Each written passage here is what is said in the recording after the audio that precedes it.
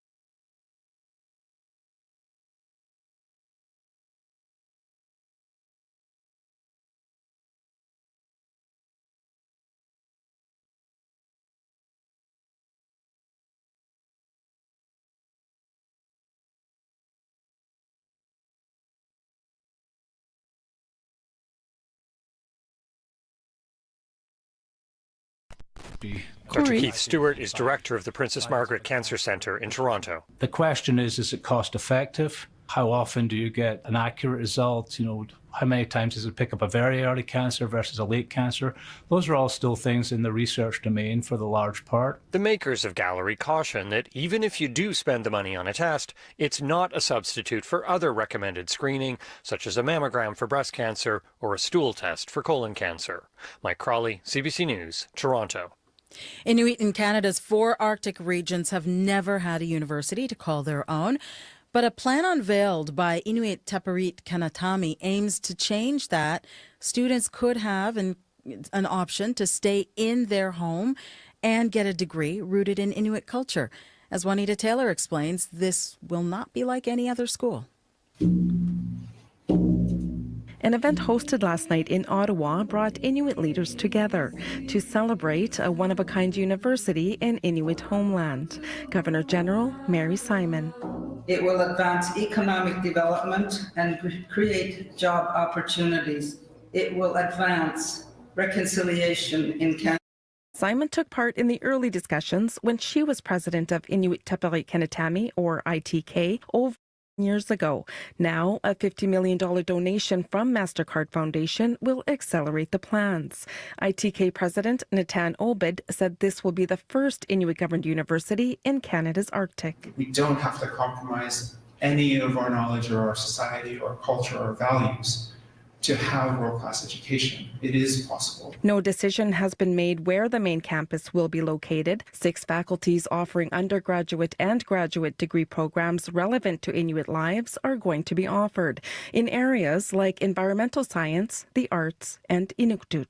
I think it's very exciting. It's exciting news to hear. Tracy Denniston is from Nain, Labrador. She had to move her and her family to St. John's to complete her master's in social work at Memorial University. Just bringing us together is another way of connecting us to who we are, and I feel it's a positive thing. Denniston will have her master's degree by the time Inuit Nunangat University opens, hopefully in 2030. Juanita Taylor, CBC News, Yellowknife. And that is the latest national and international news from World Report. I'm Marcia Young.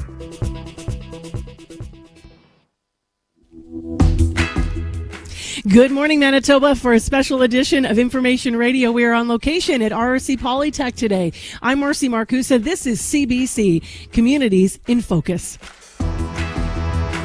So why are we here? Well, we're focusing on what is happening with students here. What's happening with Gen Z? What do they need for their futures? And what is the future of the trades and technologies, which is what a lot of this Notre Dame campus focuses on. We're underneath at mall level, just outside the library, in bright red chairs, and just really quiet this morning as students get ready to come in. But it wasn't on Monday when I visited here. I had a tour of some of the newer areas of the college with the dean. After plummeting during the pandemic, the number of people registering for apprenticeships is now bounced back. It's at its highest level since 2014 in Canada. That's according to the latest data from Statistics Canada, reported by CBC in the spring. So we're going to hear from the Dean of the School of Skilled Trades and Tech here at Red River Polytech here in this first hour. That's going to set us up for a conversation with a student. So later the first hour, we're going to hear from a Winnipeg homeowner. He's in actually his early 30s. After achieving a 4-year honors degree at university, he says he felt the trades calling. So we're going to talk to him in the big carpentry lab here at Red River Polytech, RRC Polytech rather. So great to have you with us. And let's first go back to CBC Manitoba on Portage Avenue, however, because we need to find out about the day's news and headlines. And for that, we turn to Heather Wells. Hi there. Hi there. Good morning. Well, Manitoba's premier says the federal government needs to take Donald Trump's trade threats seriously. The president-elect vowing to impose that big 25% tariff on all Canadian and Mexican imports. We're going to hear what Wab Kinew had to say after an emergency meeting with Canada's other premiers and the Prime Minister late yesterday. So that's coming up as well. Manitoba Public Insurance is out with its top 10 list of the most stolen vehicles of the year. At the top of the list, trucks. Find out if yours is on it. Just tune in. We'll have that for you coming up at 6:30 in our next Manitoba News. Heather Wells, I am totally thrown for a loop right now. Oh, no. sitting in this hallway. I think if I look and lean around, I can almost see my old locker from 1994. Come on. Creative Communications used to be housed here, which is a program I took after university as well. And so it is now at the downtown Princess Street campus. There's a lot of different locations now. Of course, Red River has satellite sites all across the province. But some of these spaces have just really grown and changed. And it's just amazing what they've done to sort of adapt their programming to the needs of the market. Yeah, back then it was Red River College. Now they've added to the name as well because they have grown. Yeah, they're trying to reflect it. So RRC Polytech, absolutely is the name that the institution goes by now. So it's going to be really interesting exploring all of this, especially against the stories you're telling also about trade. You know, we're thinking about more makers, more builders, more people in Canada doing this kind of work. So we're going to meet some of them. That's great. Did you find your initials anywhere there? No, I think the locker's long been painted over. All right, let's move on to what's happening in the weather forecast. Abby Adiyemi's back on Portage Avenue. You must be lonely there. I took Corey away as well, Ab. Kind of quiet, but it's nice to have the house to yourself sometimes, you know.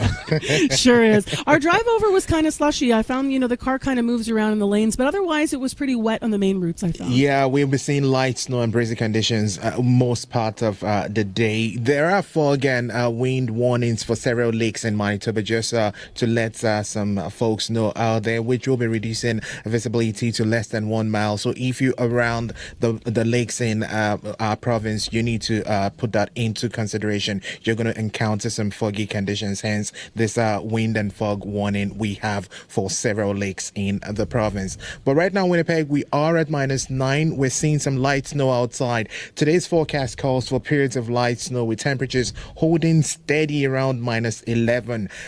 It will feel quite chilly with the wind chill factored in, and some breezy conditions will be felt later. Tonight, mostly cloudy conditions will stay with us, and still more light snow will come, and then we drop to around -14. We're looking at western Manitoba. We're going to see light snow that will taper off by the afternoon period. The south, central, and the Parkland regions will remain cloudy with periods of snow throughout the day, and in the upper part of the province, talking about the Parkland, Flon, and Thompson, we're going to see still chilly conditions, light snow and cloudy skies, which will be breezy, but Churchill will see a mix of sun and clouds today. Overall, temperatures in Winnipeg kind of slightly warmer than the northern parts, with colder conditions towards the west. But Winnipeg right now, we're at 9, heading to -11. -9. -9. To start. Yeah. Thanks, Abby. Thank you. It's funny, right? Sometimes Corey Funk, we end up. I've done this. I know Abby's done it. You forget to say the minus. Yeah, exactly. You could just assume once it's around now that it's just constantly. You could just drop the minus. It's fine. We always know. We had such a warm fall though. I'm getting used to it. We did. All right. Did you bike in this morning? I didn't actually. I did drive today because how my was wife it? It was okay. I mostly took side streets, a little slippery, but not too bad. And so far across the province, looking at the highways, not too bad. As you can imagine, some parts slipperier than others, some snowy patches, but no major issues out there. Same thing here in the city. But if you're out there, you see something going on, I'm taking traffic calls from actually here at RRC through the magic of technology. Give me a call, 204-788-3093.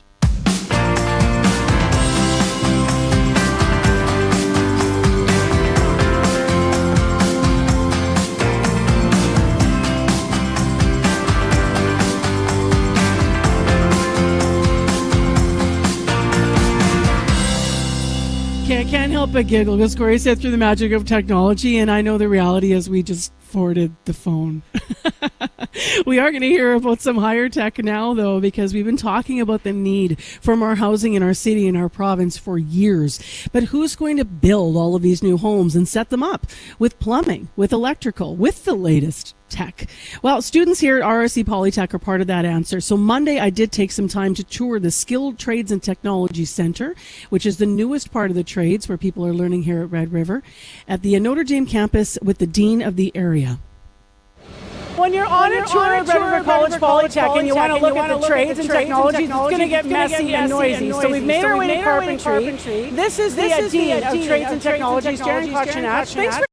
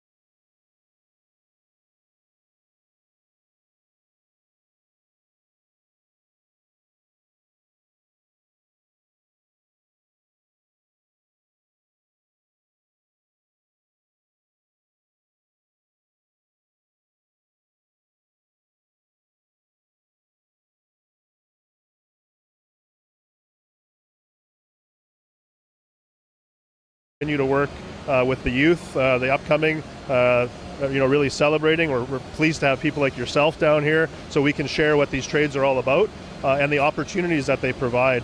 The trades provide, really dynamic careers where you get to go out and work on different projects all the time. You get to work on teams. You get to see, the fruit of your labor when a construction project is being built and when it's completed. In terms of the future for this, obviously Red River made a big investment in this new space, attracting students and staying up with the technology, as you mentioned. What's your view for the future? Yeah, so all of the skilled trades here in Manitoba are in high demand. So our industries, the construction sector is really looking for that next level of talent to come out. There's lots of job opportunities. We know that last year was, I think, the highest year in Manitoba's history for new registrations in apprenticeship, and so we're really excited about the opportunities and the labor market. And so now it's really about making sure that these apprentices have what they need. And they can get out into the job force as quickly as possible to really drive, Manitoba's construction sector, manufacturing and transportation sectors. We're now in a quiet lab, but I'll tell you what, we are surrounded by things that if you're a homeowner, you're going to recognize. What do you do when you have problems with the furnace, when you have issues with the air conditioner? Or how do those heat split pumps work? Is that even what they're called? Well, that's what students are learning here in this lab. So, Derek, this is really kind of highlights how up to date you have to be, because all homeowners know how quickly this kind of technology is changing. Yeah, absolutely. Yeah, so we're in our refrigeration, air conditioning, mechanical space here at RRC Polytech, and so as you can see behind me, these pieces of equipment have a lot more technology in them than they ever did in the past. And as you all know, you can operate your furnace from your smartphone nowadays. And so the systems are much more intricate. They're much more user-friendly. They're much more connected. They're much more efficient. So the refrigerants that we're using today are much more highly advanced, much more sustainable. So a lot for our students to unpack, and a lot for our instructors to make sure that they're current and that they're teaching current practices so that our students can go out there and repair, install, maintain the systems that are in all of our houses, in all of our buildings here in Manitoba. We want to make sure that the sustainable piece is a really important component of what we're doing. Manitoba's action plan around sustainable energy, that's being built in every day, right? And the technology that we're using needs to maintain and keep up with that. How many students? You said at Red River, I think there's six different deans, right? So in your area, how many students are in all these programs we've been discussing today? Yeah, so in our school, annually we have a little over 5,000 students, about a little over 3,000 apprentices that have get training here at RRC Polytech. Thanks for showing us around today. Yeah. Let's go buy the heat pump so I can actually figure out what You're more than welcome. Thanks. I never really did figure any of that out, by the way. That is Dean Kotchinash. She's the Dean of the School of Skilled Trades and Technologies here at RRC Polytech. And stay tuned because we're broadcasting live here from RRC Polytech this morning. And still ahead, we're going to meet a lot of students. Breaking news happens anywhere, anytime. Police have warned the protesters repeatedly, get back. CBC News brings the story to you as it happens. Hundreds of wildfires are burning. Be the first to know what's going on and what that means for you and for Canadians. This situation has changed very quickly. Helping make sense of the world when it matters most. Stay in the know. CBC News. Good morning. I'm Marcy Marcusa. Thanks for joining our special broadcast this morning to start your day. We're live on location for Communities in Focus at RRC Polytech. And in Winnipeg, just looking at your forecast and what the day is like, -9 right now with light snow falling. The temperature will be steady around -11 today, and it's going to be windy. So the last couple of days, it actually hasn't felt so bad because it's been calm. But today in Winnipeg, not so much. Winds will be northwest gusting to 50 this morning, so that's what we're expecting. Well, let's take a moment to move away from our focus here on RRC because we need to look at something we were talking about earlier this week. We had a feature interview with a woman in Winnipeg who's an advocate to share her story and help others who are struggling and maybe trying to escape domestic abusive relationships. And this morning we have a new report out that relates to that story. Canada's housing crisis has a knock-on effect for those living in society who are most vulnerable. Women's Shelters Canada has a new study out. It describes women scrambling to find stable housing when they escape domestic violence. It's called Shelter Voices 2024, Crisis Within Crisis. Women's shelters have been overcrowded for years, but now there's a bottleneck.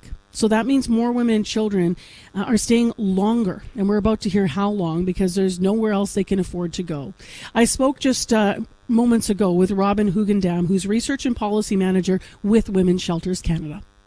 Good morning, and thank you for having me. Thanks for being with us. Man, we've been talking about this for a long time. Certainly in Manitoba, I know constantly we're hearing from people who work in this, in the shelters that we just need more space, need more help. What's the picture of the situation that you found across Canada? Largely the same. Shelters are at an overcapacity, which means that they're forced to turn women away every day. So they're able to offer outreach and support services to those that they can't provide a bed. But with the housing crisis, we're seeing women residing longer and longer in shelter, which means there aren't new spaces available. And I do want to emphasize this doesn't mean women shouldn't reach out to shelters for support. They'll absolutely do everything they can to provide a space and to connect you to other resources. But we are hearing that women are staying much longer in emergency shelters. These are spaces that were designed to be for 30 to 90 days, and we're hearing about people staying for a year or more. And these definitely weren't designed to be long-term housing. And are they staying with their kids? What's the reality of that, if they have kids? Absolutely. There are lots of people who are coming in with their children, and so yes, they're often staying with their children. What are the challenges in finding affordable rent in most Canadian communities? Because part of the longer stays is, as you alluded to, if you do seek something outside of a shelter, it's often not affordable. So what's that reality? The reality is that for many that are coming into shelter, they don't have the financial stability to find market rent. We know the market rent system isn't working for many, and these are folks that are often accessing income supports, and those are too low to find rental spaces. And we're seeing that across the country. And that's particularly true for those that have families, as you mentioned. So if you're trying to find a rental that accommodates multiple children, that can be an added difficulty, as those are more limited than studios and one-bedrooms that exist. And we sometimes see that there are many helpful landlords, but there are also many that aren't accepting larger families. And with the crunch in the housing market, there's more ability to really choose who you're willing to rent to. So that's making things really challenging. And people are ending up in very limited term leases and spaces that aren't safe or aren't suited to their needs. We had a big feature interview this week with a woman who shares her story to raise awareness about how she exited an abusive relationship. But she talked about, what that meant for her and how long that process took. And for her, when she finally left, I just can't imagine when you get to that point, then, where are you going to go? So if you do go to a shelter and then despite their best efforts, they can't, accommodate you, what are the emergency options that people are undertaking, especially given what you've said about affordable housing lacking? Yeah, they're choosing between really dangerous options often and really difficult options. So we hear about women who are couch surfing, so staying with friends and family. They're trading housing for work, or they're moving into some form of homelessness. And for women, that's often invisible. So things like living in your car. Or people are returning to violent relationships, or they're staying in violent relationships. And so all of this is leading to women being unsafe and having to make these horrible decisions. And we always hear this sentiment that you should just leave a violent relationship. And I think when you hear these options, you can understand it's really not that simple a decision to make. I want to move to solutions, but not just, obviously, as you said, different housing options and looking at market rent. But what specific types of housing should be built to accommodate this specific issue and challenge? Are you seeing examples of successes in Canada anywhere? Absolutely. And what we encourage is sort of a continuum of options for folks that have experienced violence. And so that looks like emergency, which is that short 30 to 90 days. And then there's a transitional step that is usually more like a year to 2 years. And that is often still a program that provides wraparound support, so counseling, employment supports, and support to find your own housing once you're ready to leave that. And so that's that intermediary step. And then there need to be affordable options that people can move to that are independent. And we're starting to see shelters even look at getting into that space as well, providing affordable housing in the long term for women. But there's very limited funding to develop all of those stages. And so we need investment in this, and we really need an all-of-government approach to how we support these vulnerable populations. Where in the country has something been built that you're like, follow this model? So this transitional housing, there are some great examples of it across the country. We're really proud to have been involved in a project in Sussex, New Brunswick that just launched yesterday. So that is, I believe, 5 new units, and those will, in a very small community. So they're small numbers, but a small community, and that'll fill a big gap for that organization and for that community, and that'll provide housing for a year or so, in addition to the emergency shelter that is providing the short term. And we're also, in BC in particular, we're starting to see organizations develop what they're calling third stage. And so after transitional spaces that really are designed for people to be there for more like 4 or 5 years. And it's that chance to stabilize. And that's what's really key for those that have experienced violence, is you don't heal in 30 or 90 days, and you don't necessarily heal in 1 year. So knowing that you still have the support through that process so that you can move towards the independence in your timeline that works for you. I appreciate this morning. Thank you so much for your time. Thank you for having me. Robin Hugendam is Research and Policy Manager with Women's Shelters Canada, talking about the new report. Your CBC Winnipeg News is next. This is CBC News. Good morning. I'm Heather Wells in Winnipeg. At 6:30, it is -9. It's going to be a little bit snowy, a little bit windy as well, and our temperature is sticking close to -11 today. Manitoba's premier says cracking down on drug trafficking could be a win on both sides of the U.S. border. Wab Kinew speaking after an emergency meeting late yesterday with Canada's other premiers and prime minister. The meeting was called after promises by President-elect Donald Trump to impose a 25% tariff on all Canadian imports. Trump vows to keep those tariffs in place until Canada stems the flow of migrants and illegal drugs across the border. Kinew says he pushed for Ottawa to spend more on RCMP in Manitoba and law enforcement generally. If we invest in law enforcement and we crack down on drug trafficking here at a time when that message might be well received in the States, at the same time, we're going to make communities safer here in Manitoba. Kinew hopes to send a delegation to meet with U.S. officials after Trump's inauguration in January. A woman who says she was sexually abused as a child by a priest in Western Manitoba is coming forward with her story. Shelley Trubiak says she was abused by a priest of St. Elijah Orthodox Church in Leonard during the 1970s when she was only 12. She reported the allegations more than 50 years later to the RCMP. Konstantin Turconi was charged earlier this year with rape and sexual intercourse with a person under 14. Trubiak says she struggled for years to deal with the alleged abuse. He took my life, my childhood. Most kids have nice memories, good memories. Not me. I have terrible memories of my childhood. Trubiak hopes sharing her story helps her heal. Turconi's lawyer says he denies all allegations and will plead not guilty. Manitoba Public Insurance is out with its top 10 list, the most stolen vehicles of the year. And topping that list, trucks.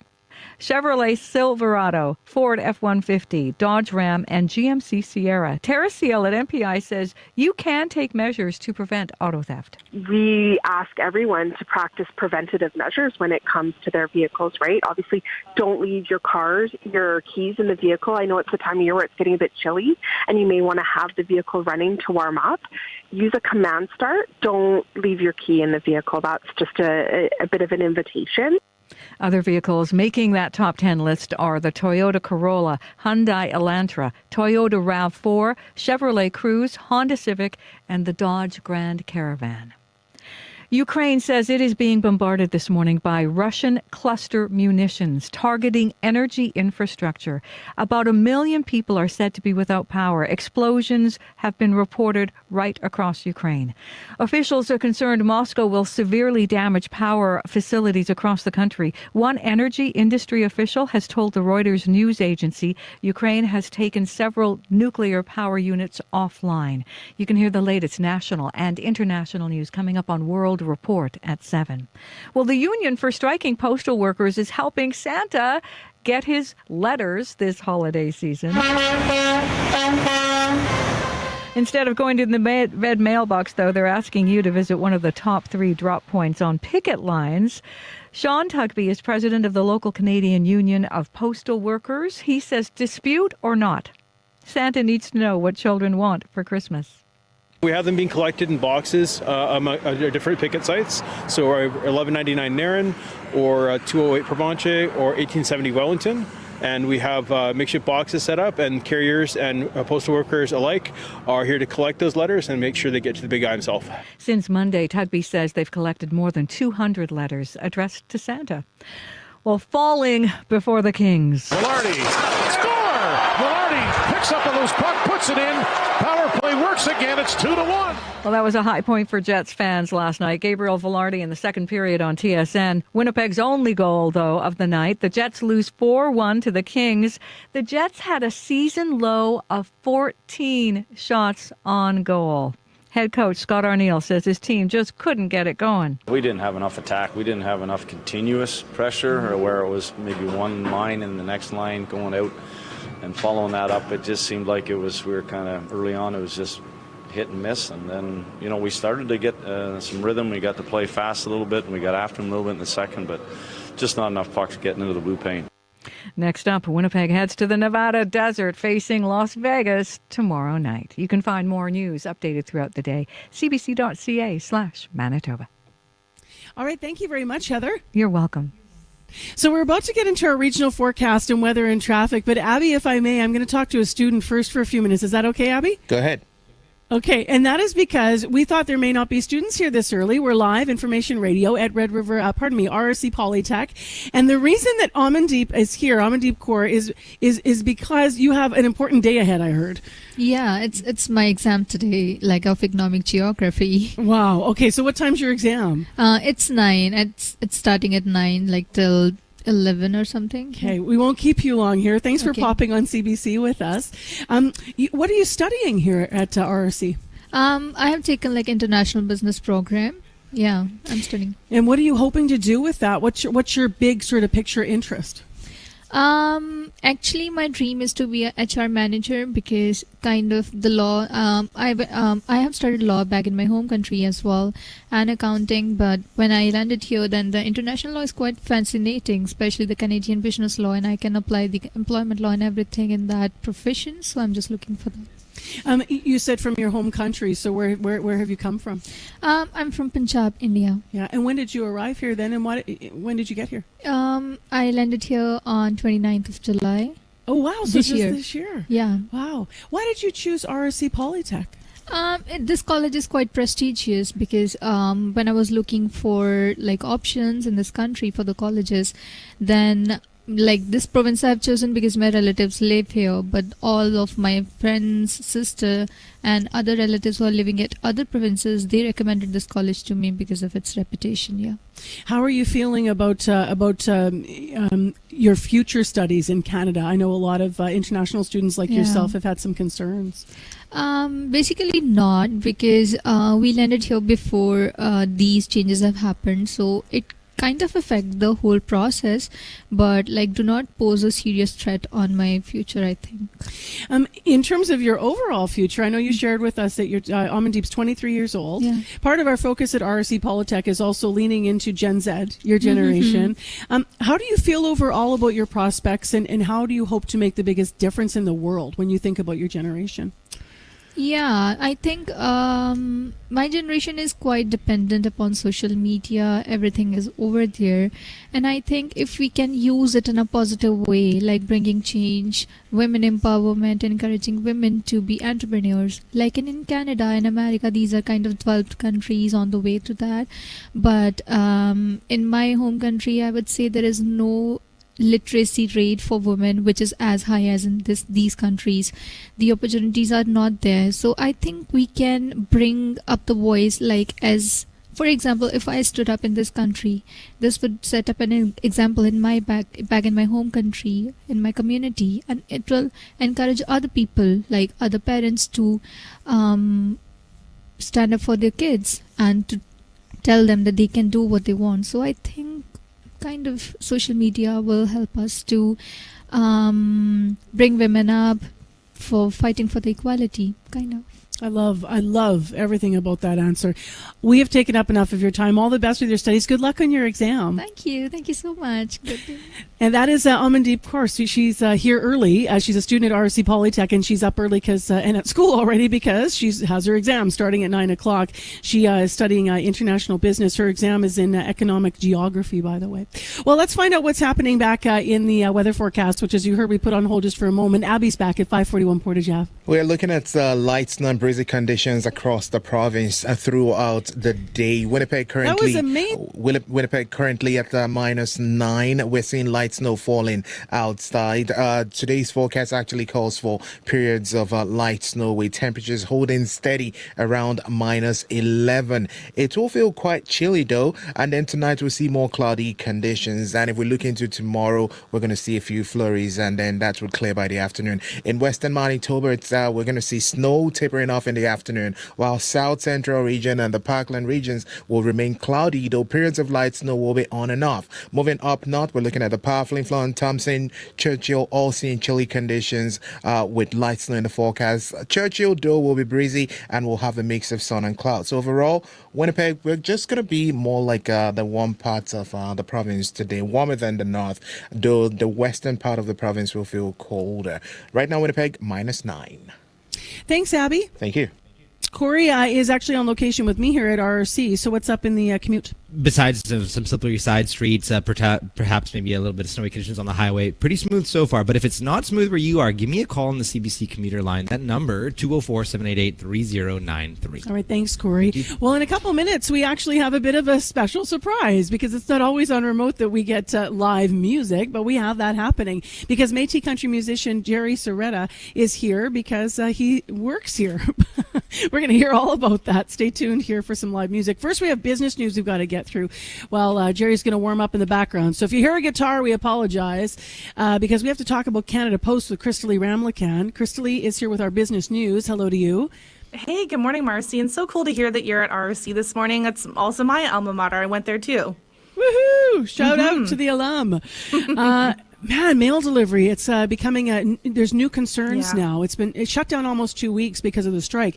But now mediation talks between Canada Post and the union have been suspended, right? Yeah, that's right. So negotiations have broken down for the first time since the countrywide strike began. And the federally appointed special mediator decided to temporarily suspend talks yesterday. So we know 55,000 workers have been on strike since November 15th. The union is asking for a 22% wage increase over 4 years. Canada Post has offered about half of that.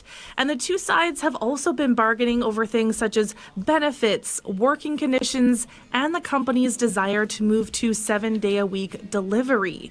Now, Federal Labor Minister Stephen McKinnon says the parties remain too far apart on critical issues for mediation to be successful at this time. So here he is speaking to reporters yesterday afternoon.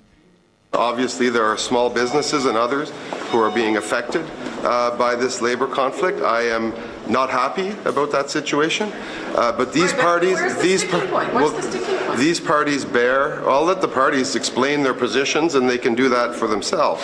What I will say is that these negotiations have not budged. Have not budged in over 8 days under a special mediator. Are you going to send them to binding arbitration? That is not in the cards.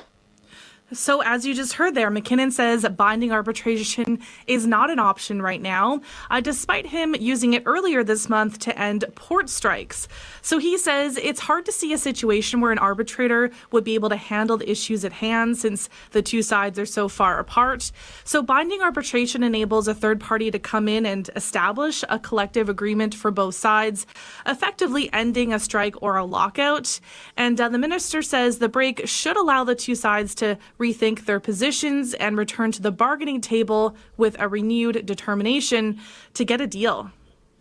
Meantime, if you're in Manitoba and you're a kid and you want to send a letter to Santa, check out our website, cbc.ca/Manitoba, because apparently Santa's got some special helpers that are putting out options, so don't worry.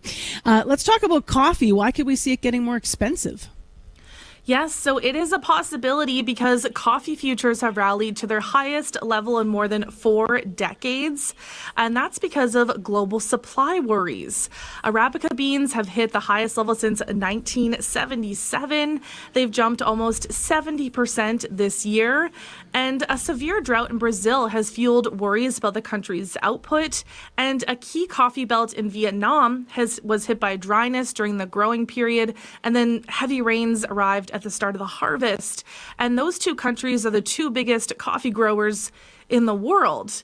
So, of course, this could add to the pain facing cafes and roasters, and then ultimately us, the consumers. So here's John Welch, who owns Sisabu Coffee Roaster in Nova Scotia. It's really about just really watching the margins and just paying close attention to every single expenditure. And right now we're also running into shipping issues with the strike. So it probably means that we're going to do a price adjustment in the new year, but we're probably going to try and hold it where it is for now over the holidays. But there will be a slight increase per ounce coming up in the new year. So all along the supply chain, sellers have raised prices and scrapped discounts to protect their margins. Nestle, the world's biggest coffee maker, says it will probably raise prices and then make packs smaller to try to deal with the impact of more expensive beans. And let's go to markets this morning. What do you know about the numbers? So in Europe, stocks are higher. Germany is up, the UK is up, France is up, and Asia markets are mostly on the rise. Japan is up, but Shanghai and Hong Kong are both still down right now. Oil is up 45 cents to $69.17 US per barrel. Gold is up 10.20 to $2,645.80 US per ounce. And the dollar is up 0.14 of a cent to 71.4 cents US. All right. Thank you very much, Crystal. I know you got this cool story about an AI granny that's helping people, but maybe we'll get to that tomorrow. I appreciate you. Okay, sounds good. That is Crystal Round-Lacam with our business news on CBC.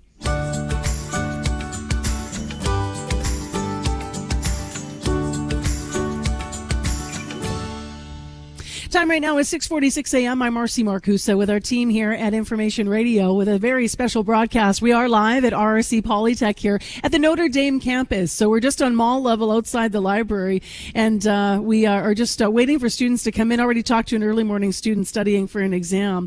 But I didn't expect we would have live music on this show, right? So next week we have a whole live music show coming up to support Harvest Manitoba. But guess what? There's a really, really known musician that's celebrated in Manitoba that also is an instructor here. Jerry Soretta is actually here with us live with his guitar. How are you doing? I'm doing fantastic. It's early, it's snowy, it's blustery, but I'm here and I'm safe, and I hope everybody gets to work safe as well. Yeah, there is a little bit of that outside today. It's a little bit slick and then slushy as well. We're going to actually have a full interview about the work you do here as an educational developer, Jerry, after 7. But right now, we have time to slide in a tune so people will know that you are, as I mentioned, not only celebrated, but of course have been nominated this year for some awards, and so we're really grateful to have you here. You've been doing well in Manitoba's country music scene. What are you going to play for us? I'm going to play one of our original songs called Lighthouse, a little slow love tune for start out the morning, nice and easy, and then we'll get something a little bit more energetic for the next one. Awesome. All right. This is live from RRC Polytech Mall level. This is Manitoba country music artist Jerry Soretta.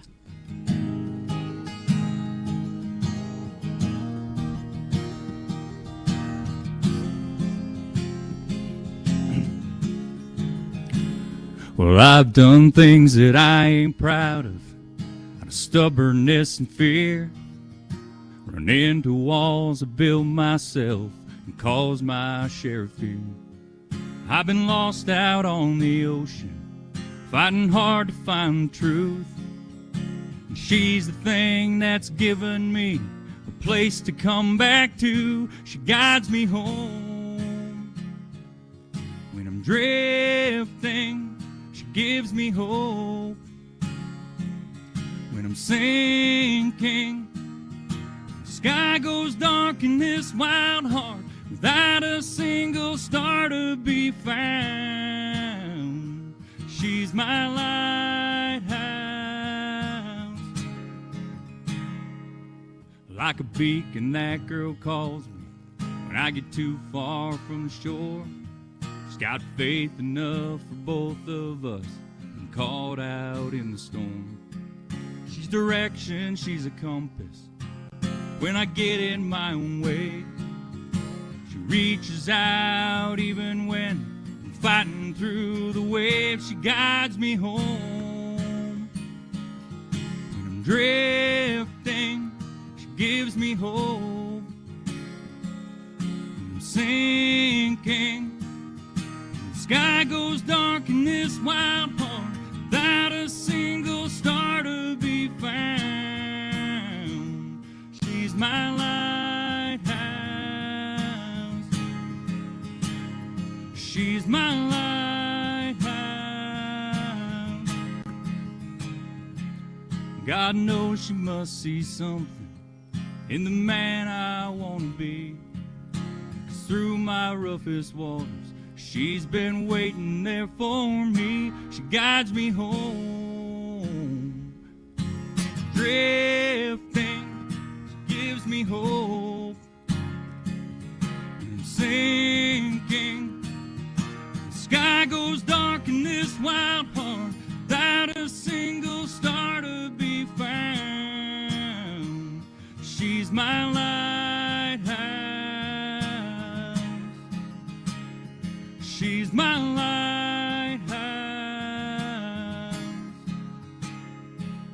Like a beacon, that girl calls me. She's my lighthouse.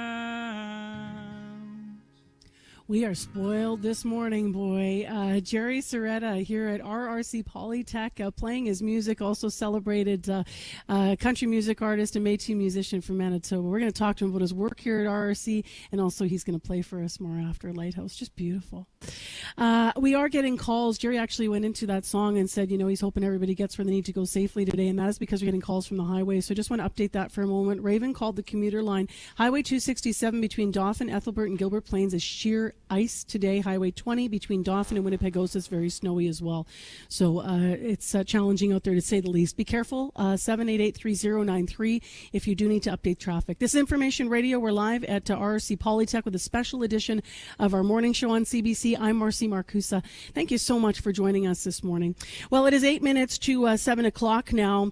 And if you are driving on Route 90 past the Notre Dame campus, you're not going to miss it. The huge Skilled Trades and Technology Center here, 104,000 square feet, beautiful building, glass, natural wood, labs, shop spaces, classrooms. It was built in 2018 with a goal to help retain tradespeople in our province.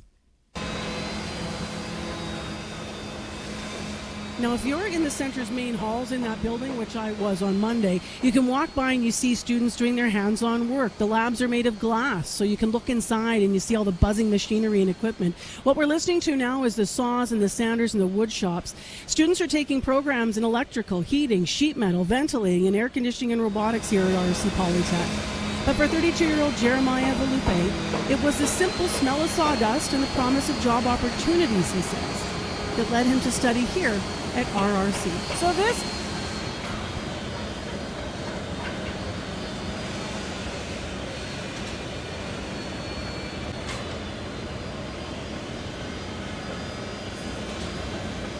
So this is Jeremiah. Hello, how are you? Yeah, hi, nice to meet you. Nice to meet you. Thanks for taking a pause. You've been standing up a stool. Yeah. How are you liking carpentry at Red River? I'm thoroughly enjoying it. It was probably a lot more intensive than I anticipated, but I'm up for a challenge. Yeah. How more intensive in what way? Just more hands-on, or what do you mean? Hands-on, the pacing as well. I've done carpentry outside of school, of course, for 5 years. And so I was relating it to being almost the same intensity, but it's a very different intensity to what I found outside in the trade. So here it's very fast-paced going through the curriculum, and at the same time testing you in terms of how much you're retaining and also the proficiency you're working at. So you came from already working in the trade a little bit, and is this formalizing your education, or what's your goal? Formalizing, as well as becoming a journey person, helping out the company I'm currently with, and then just furthering my career. Can I ask how old you are? Will you share? I'm 32. Okay, 32. So you're young. Yeah. You're from a generation. That's where you say, yes, I am. But I mean, relatively, you're from a generation that is almost bringing back the trades. Yeah. Right? Like there's sort of a movement around that. Do you relate to that? Do you? I feel so. I know myself. I have a post-secondary degree at the U of M. I have a 4-year honors degree. I had done a little bit within my field, and then I feel like a lot of financials. I felt like the trades, there was a lot more opportunity for work, as well as a lot more financially, like you start off at a better position than a lot of people do coming out of university with a degree. And also, like I said before, there's a lot more opportunity. I know for carpentry, it's like there's a lot more retirees, a lot more older generations, and I know during the pandemic, a lot of them did retire earlier than what they were thinking of, just because of what was going on during them in terms of work. Now I know that there's a greater need for carpenters, especially because carpenters kind of seem to be overlooked as a trade by a lot of young people, because it's not the most profitable up front, and a lot of people younger usually go towards like plumbing or electrical, HVAC.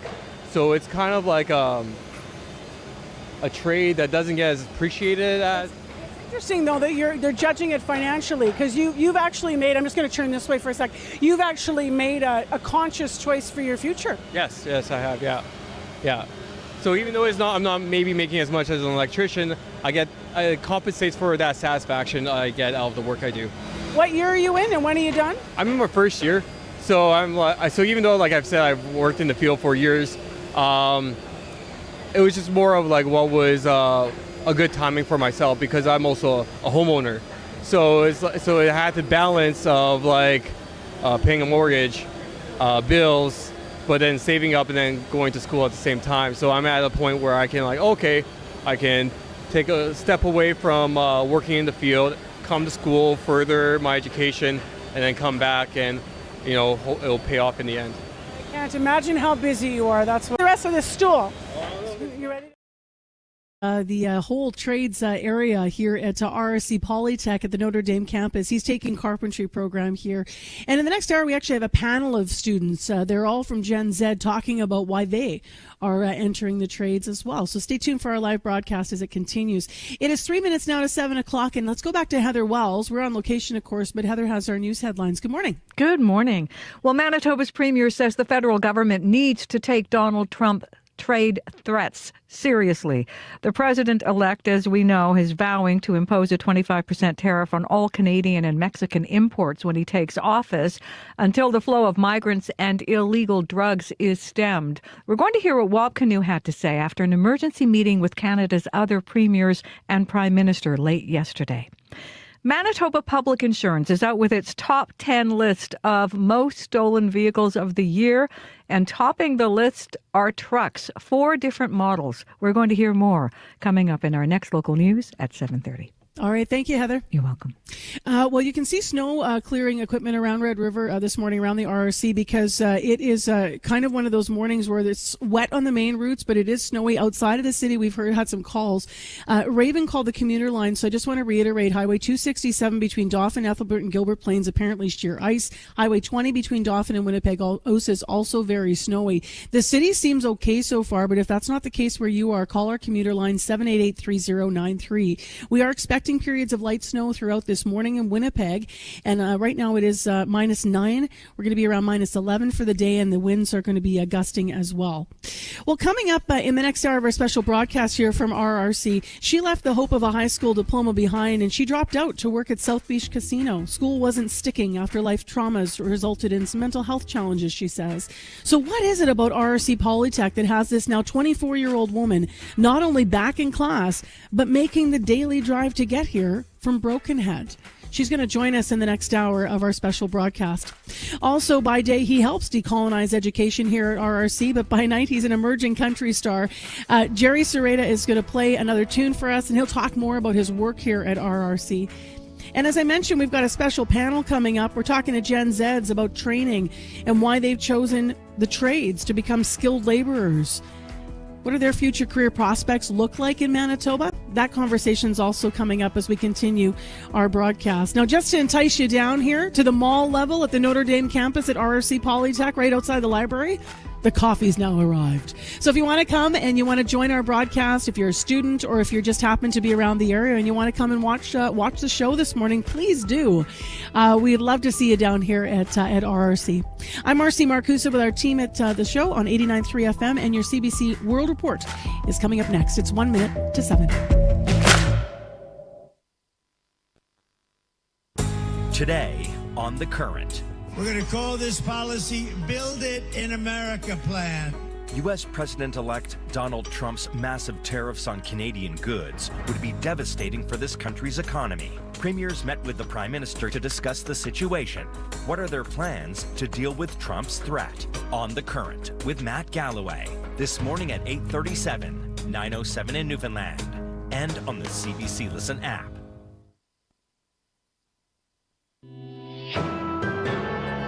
This is World Report. Good morning. I'm Marcia Young. Canada's response to Donald Trump's tariff threat might be to give him what he wants, a boost to border security. Prime Minister Justin Trudeau, 2 top ministers, and the country's premiers all met yesterday evening. They're coordinating their response to the incoming Trump administration. Janice McGregor is in our parliamentary bureau. And Janice, what are they focusing on first?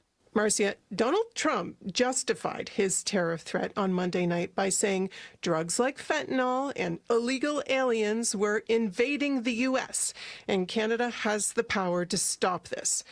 For provincial premiers, this threat is also an opportunity to push the federal government to act on long-standing concerns. Quebec Premier François Legault, for example, who for years now has wanted more resources to crack down on illegal border crossings. Provinces like BC, Alberta, Ontario all want more resources to tackle the drug crisis. The chair of the Premier's Council, Ontario's Doug Ford, accused the federal government of being slow to react and stuck on its back foot when it comes to border security. Earlier yesterday, Ford hosted a meeting between the U.S. Drug Enforcement and Canada Border Services agencies and the Ontario Provincial Police. And he's calling on Health Canada to do a better job at helping police track and trace illegal drugs. Manitoba Premier Wab Kinew also pointed out that RCMP staffing shortages make it hard to stop drug trafficking across Western provinces. Although nothing specific was announced coming out of this meeting, border security officials are apparently now getting the drones and helicopters that they asked Cabinet to provide so they could patrol border crossings in both directions. And Public Safety Minister Dominic LeBlanc last night suggested more funding for the border agency and the RCMP is coming if opposition parties don't play politics and block it. Bloc Québécois talk a lot about the border. I would think they would be enthusiastic supporters if the Minister of Finance were to come forward with additional investments. A senior government source told CBC News that the tone of the meeting overall was constructive. They've agreed to meet again before Trump's inauguration in January. Thank you, Janice. You're welcome. The CBC's Janice McGregor in Ottawa. Two different versions of a call between the U.S. president-elect and Mexico's president are emerging this morning. Donald Trump and Claudia Sheinbaum spoke about his threat to impose sweeping tariffs. Both leaders described their conversation as positive, but Trump posted on his social media platform that she agreed to stop migration to the U.S. through Mexico. Sheinbaum countered that, saying Mexico is already doing its part and has no interest in closing its borders. The Israeli military says the ceasefire between Israel and Hezbollah has been violated, and Israeli tanks fired into 6 areas in southern Lebanon. The IDF says the violation happened when people it calls suspects arrived in the southern zone. The ceasefire took effect just yesterday under a deal brokered by the United States and France. But even this morning in Lebanon, there was hope the deal would stick. The war has definitely affected us, our livelihood, our businesses, and our lives, says the shopkeeper in southern Lebanon. He says he is now hoping for better days. Ukrainian officials say at least 1 million people in the country have lost power. Russian airstrikes targeted energy infrastructure again overnight. Russian President Vladimir Putin calls it a response to Western weapons being used in his country. As Briar Stewart tells us, Ukraine's power grid is particularly vulnerable now with winter approaching. Another morning for Kyiv residents sheltering in underground metro stations, checking their phones for updates amid another massive attack across the country. We are indeed fed up with all of this, said Olga Verhey. Ukraine's president says Russia used cluster munitions as part of a wave of nearly 200 drones and missiles targeting the country. Many residents are now without power, including in the western city of Lviv, the capital Kyiv, and the port city of Odessa. This is the second major attack on Ukraine's energy grid this month. We don't have reserves right now. We don't have enough capacity right now. Alexander Hachenko is the director of the Energy Industry Research Center, a think tank based in Kyiv. He says through the war, Ukraine has become very good at building up defenses around energy sites and working quickly to try and restore them after attacks. He says it's certain that Russia will keep launching more of them. But what's unknown is just how cold this winter will be. If we will have temperature like -10, -15 Celsius for a long time, more than 1 week, it looks like we will need at minimum 8 hours per day outage around all Ukraine's territory.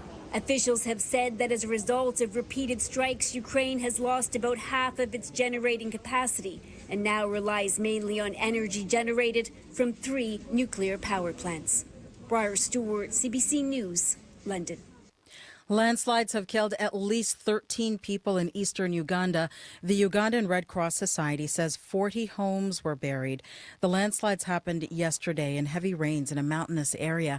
Some of the main roads in the region are blocked. Uganda's Prime Minister's office has issued a disaster alert. Rescue efforts to find any survivors or bodies continue, and local media are reporting the number of dead is expected to rise.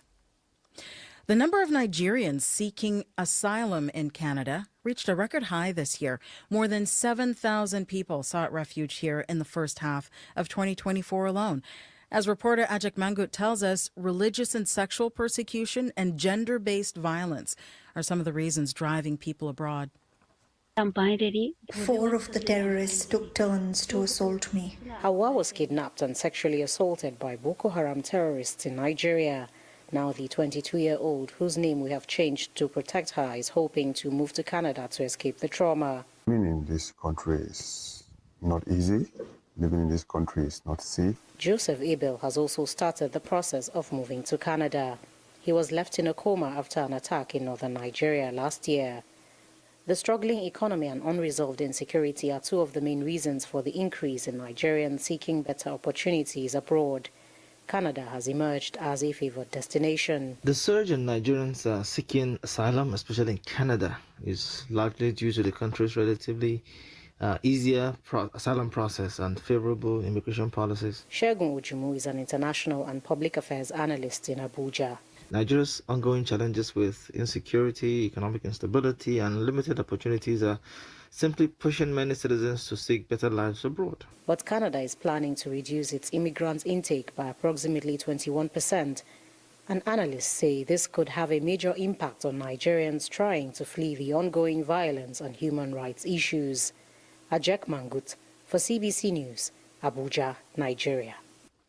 An update now on a story we first brought you earlier this year. An Ottawa hospital informed the wrong family their loved one was dying. Once the error was discovered, the families involved were told they would have a chance to work with the hospital and to change the way it identifies patients. But as Dan Takema tells us, months later, the hospital has updated its policies and the families feel left out. I just wish that I didn't feel like I was forgotten. A mistake by staff at Ottawa's Montfort Hospital in January allowed strangers to donate this man's brother's organs and cremate the body. Someone else took that decision for him. I pinch myself. It's surreal. CBC has agreed not to identify Sam beyond his first name because not everyone in his family knows the full circumstances of his brother's death. He arrived at Montfort last December, unconscious and in critical condition, but his family had no idea. Instead, strangers sat by the man's bedside thinking he was their son. The hospital says both families were offered the chance to provide input on changes to its patient identification policy. Sam says he spent about a month preparing a list of recommendations, but never heard back. We're owed an apology, an explanation on what went wrong. Heather Inslee says she was never even asked for input on the ID policy. The Picton, Ontario mother spent days in hospital watching a man she thought was her son die. It just feels like I didn't matter. In a statement, Montfort said it's sorry the families are dissatisfied, but all suggestions were considered and implemented where possible. The updated policy says there are risks for unidentified patients, and tattoos or birthmarks, along with input from police or inner-city health workers, can be used to help figure out who someone is. Sam says he just wants to make sure no other family has to endure a misidentification. To me, the best apology is to change things so that never happens again. Dan Takema, CBC News, Ottawa. And Dan has more on this story at cbcnews.ca. It is on our main page. That is the latest national and international news from World Report. I'm Marcia Young.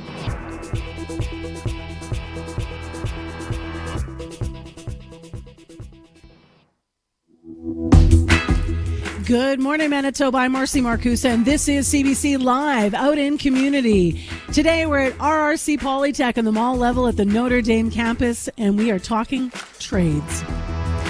We're also talking with Gen Z about why they're choosing the trades. This hour on our special live broadcast, we have a panel of students who hope to become skilled laborers. Why did they choose the trades? What do their futures look like in this province? Here, there are a number of different programs. There's over 5,000 students that are involved in the trades directly. And there's 40 different trades that RRC runs, 35 of them from here on the Notre Dame campus. So lots to explore.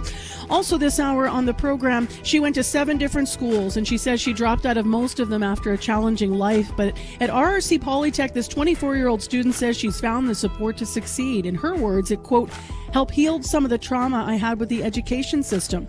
We'll hear about her life and her bright future coming up. Plus, live music from Manitoba musician and country artist Jerry Serretta, and we'll find out why. Part of it has to do with the fact that he's on campus to do a workshop today. So how does he intersect here with RRC? We'll find out. Right now, let's go back to 541 Portage Avenue and find out what's going on in the news. Good morning, Heather Wells. Good morning. A woman who says she was sexually abused as a child by a Romanian Orthodox priest in Western Manitoba is coming forward with her story.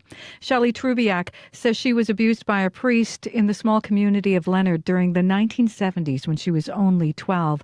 The priest denies the allegations. Manitoba's premier says cracking down on drug trafficking would be a win on both sides of the U.S. border. Wab Kinew speaking after an emergency meeting yesterday with Canada's other premiers and with the Prime Minister. We'll hear what Wab Kinew had to say in our next local news coming up at 7:30. Thank you very much, Heather. Yeah. Well, we have problems out there with the weather. It's just really a classically snowy morning. So in a moment, Corey's going to talk about why you should be careful if you're driving or walking or rolling. But Abby, first of all, what's in the forecast? This condition will definitely stay with us throughout the day. We're going to see this light snow and breezy conditions will be felt across the province. The weather will be chilly with this light snow you made mention of for much of the day, especially in Winnipeg here, where it's currently now -10. With this light snow falling. Now, today's forecast says this period of snow will stay with us for the day. Temperatures will be holding steady around -11, though it's going to feel quite chilly at times. And then for tonight, we should see mostly cloudy conditions roll in with a slight chance of flurries in the forecast, and we dropped around -14. In other regions, light snow for much of the day, which will be in western Manitoba. We're seeing temperatures around -12. Similar conditions in the Parkland and Interlake region. In the northern regions, it will be even colder with temperatures around -15, way below freezing. And of course, that breeze will also be felt in that region. And then further north, even colder. We're going to see chills close to -25. Also, I need to mention about that fog we're seeing in the several lakes in Manitoba. This will be reducing visibility to less than 1 mile. So you want to take care out there. So whether you're in the south or up north, just make sure you bundle up because it's going to be a cold day. Right now, Winnipeg, we're at -10. I expect a snowy day with steady temperatures near -11. All right. Thank you, Abby. Thank you.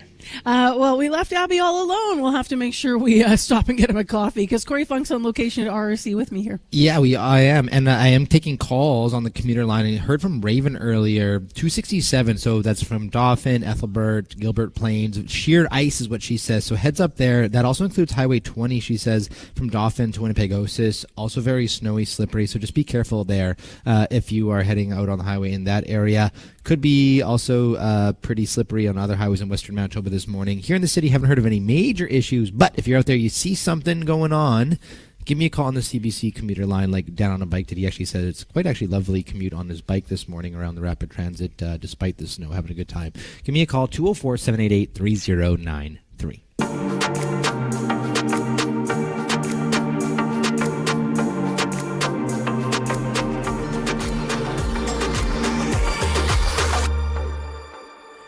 Well, up first is half hour from RRC Polytech. Let's visit one of the most beautiful classrooms I've ever seen. So you open the door and you think you're going into your regular classroom. And then all of a sudden there's these soaring ceilings that I saw, and they're covered with bricks and stones and tiles and mosaic arches. There were inlays of bison and a good old dusty floor. This was masonry, and where students are learning to be masons. It's not a large program here at RRC, but as I mentioned, it is one of the oldest.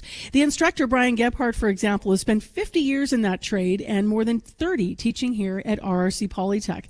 The walls are covered in work that I described, and it's all work that's been done from students that dates back decades. I met one of the current students when I popped in on Monday.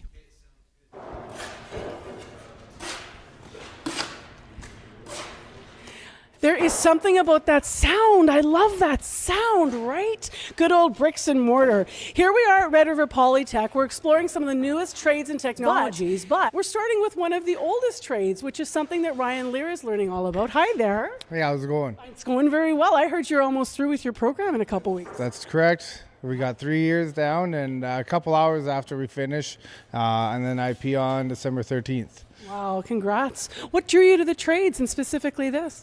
You know what, I've been in it for quite a while. My grandfather's actually a mason from Germany, and my dad started his company back. I'm originally from Kenora, so I moved here in 2020, and yeah, I've been with the same company, Alpha Masonry, which has been fantastic, and yeah, it's just a great job.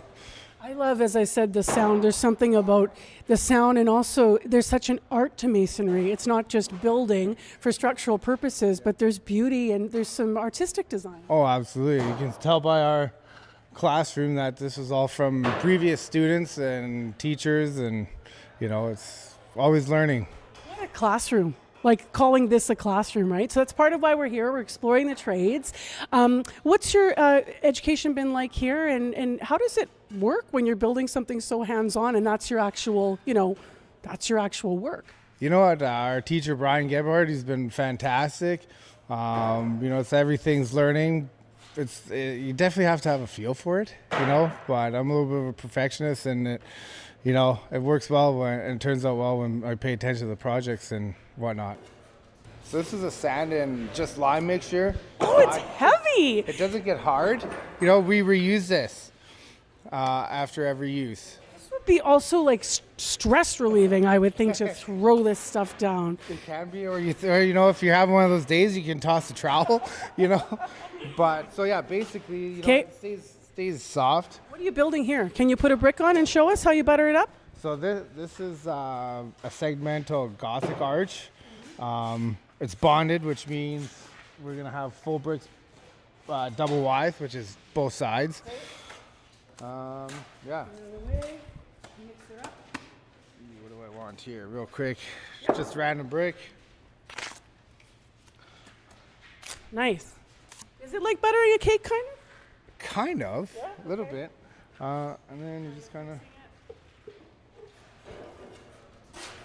Masonry student Ryan Lira, I met him in the lab when I was on a tour on Monday. I popped into their beautiful masonry classroom.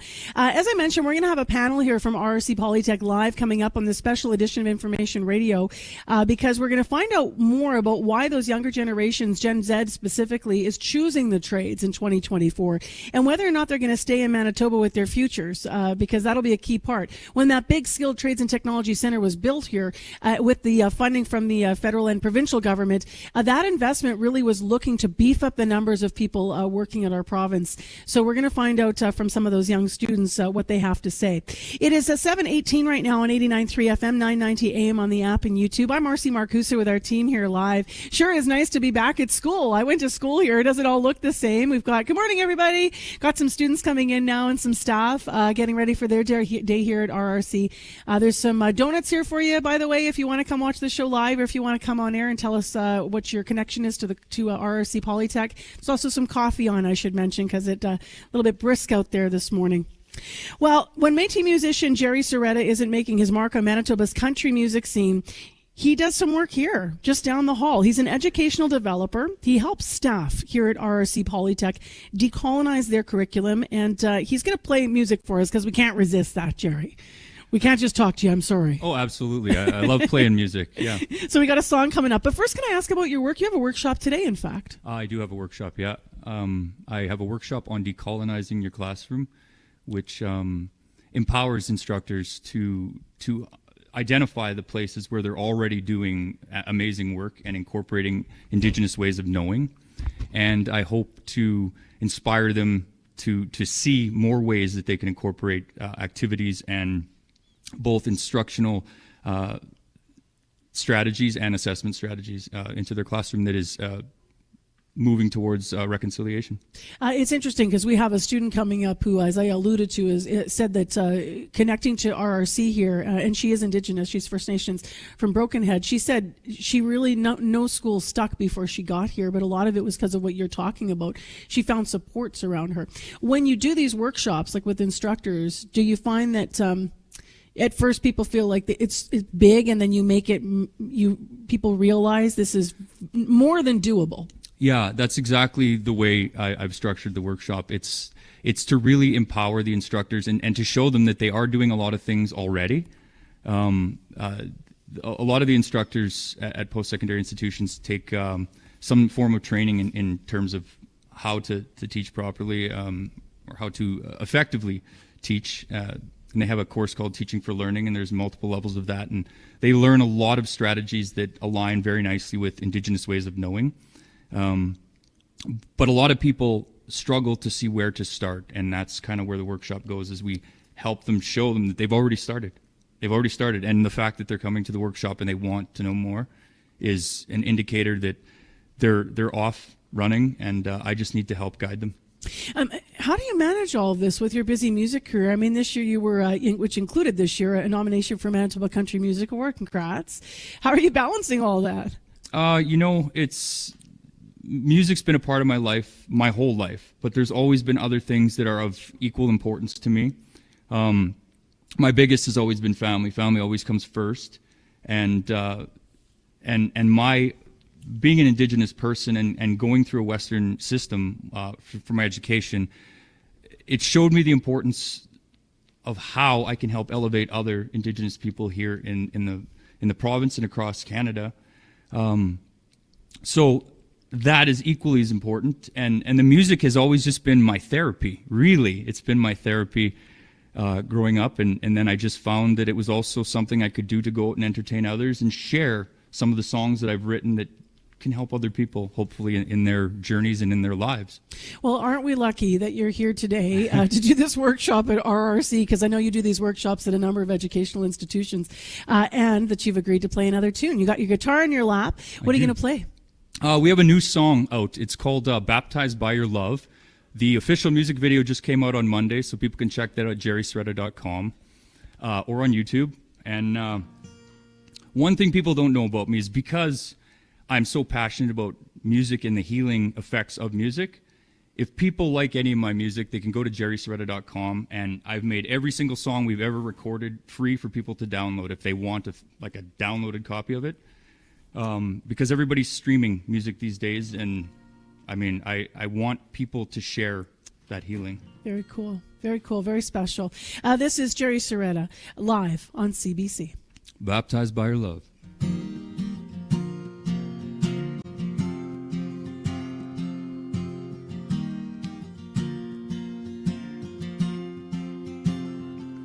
I was grinding like a gear, letting all the years fly on by like a billboard sign. Days grew pretty long, dusk until dawn, on and on till you came in my life. Oh, now I'm seeing through brand new eyes. Oh, singing hallelujah, 'cause I'm baptized, seeing the light. Every single day you're by my side, and in your arms realize heaven was right here the whole time. Healed by your kiss, blessed by your touch, baptized by your love, baptized by your love.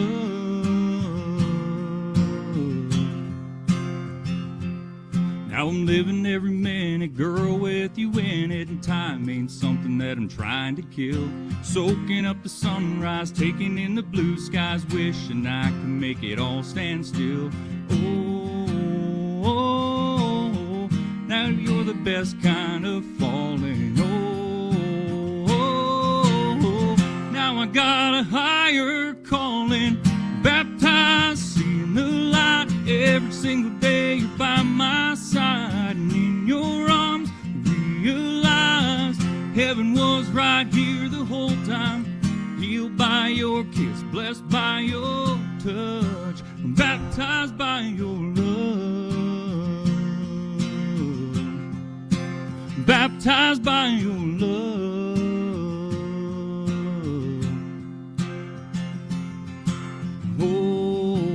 Oh, riding high, feeling alive.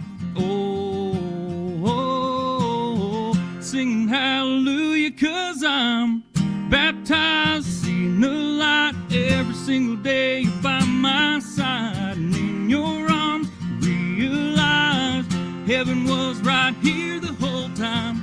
Healed by your kiss, blessed by your touch. Girl, I'm a better man because baptized by your love. We're live at RRC Polytech. We're listening to live music, new music, Jerry Serreta.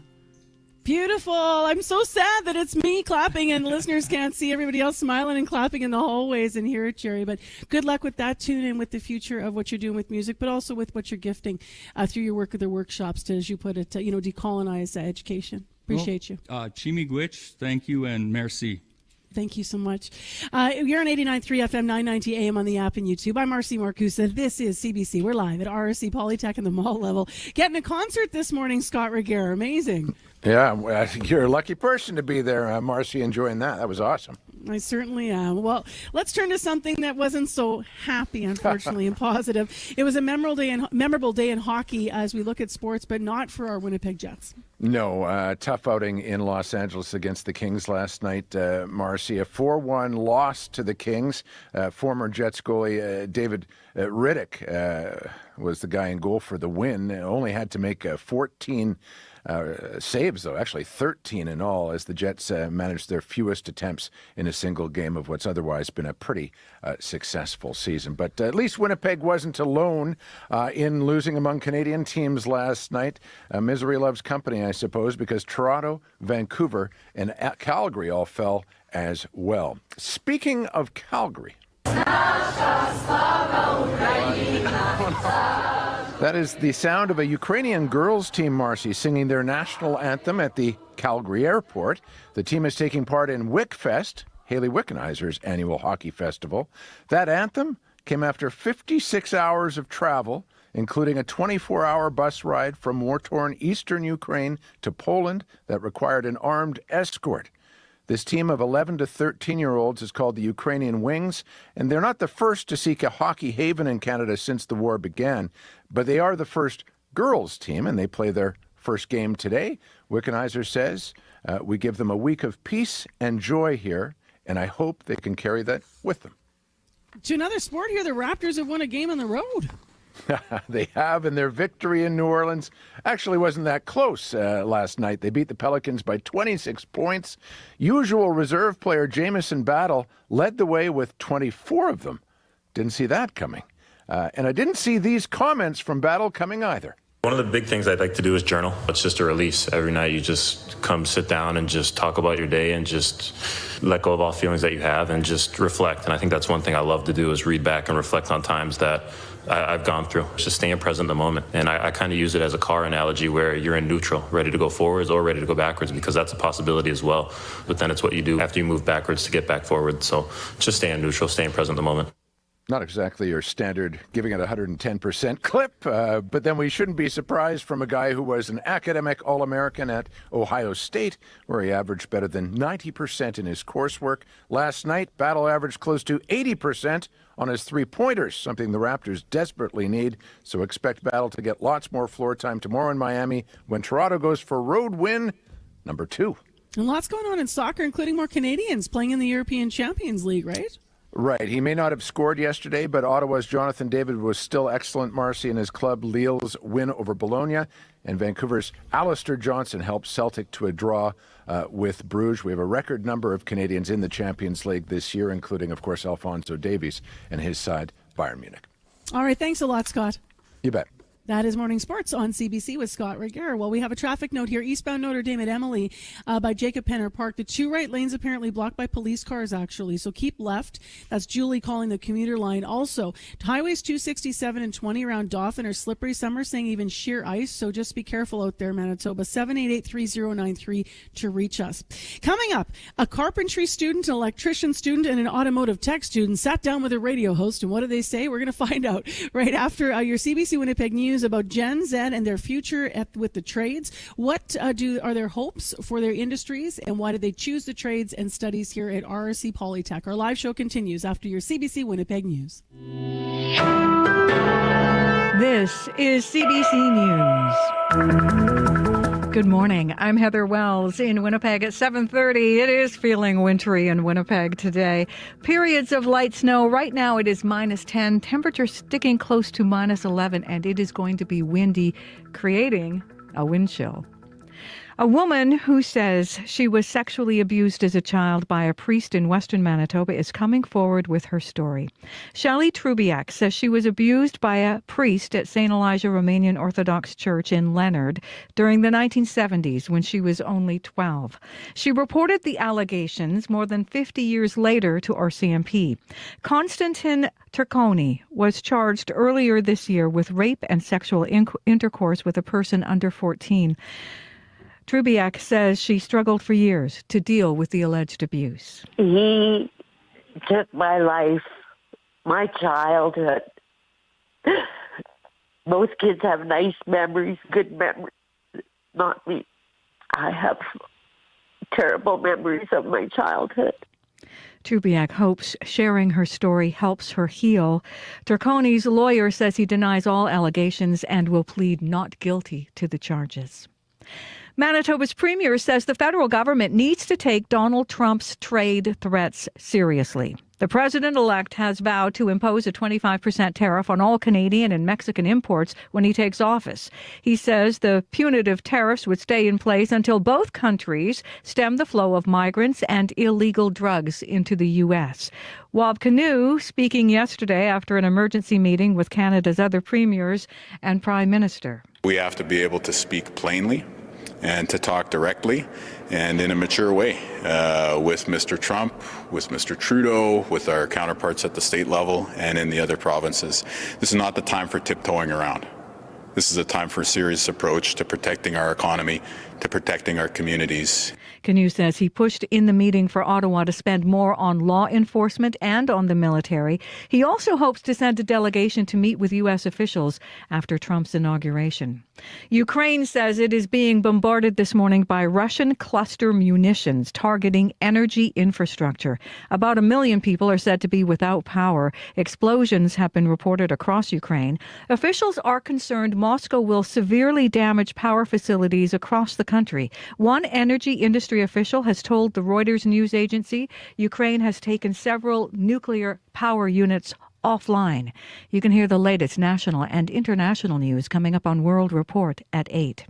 Well, truck owners beware. Topping the top 10 list of most stolen vehicles in Manitoba are trucks. Chevy Silverado, Ford F-150, Dodge Ram, and GMC Sierra. Tara Seal at MPI says you can take measures to prevent auto theft. We ask everyone to practice preventative measures when it comes to their vehicles, right? Obviously, don't leave your keys in the vehicle. I know it's the time of year where it's getting a bit chilly and you may want to have the vehicle running to warm up. Use a command start. Don't leave your key in the vehicle. That's just a bit of an invitation. MPI says other vehicles making the top 10 lists are Toyota Corolla, Hyundai Elantra, Toyota RAV4, Chevrolet Cruze, Honda Civic, and the Dodge Grand Caravan.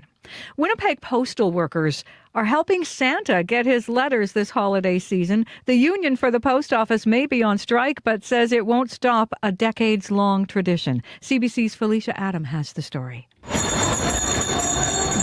It's that time of year. Millions of letters are mailed to the North Pole, and Ella Buchert knows what she wants. I asked for makeup in my stocking. I asked for an ornament for a mini tree in my room. But with Canada Post workers on strike, some kids worry wish lists won't make it to Santa.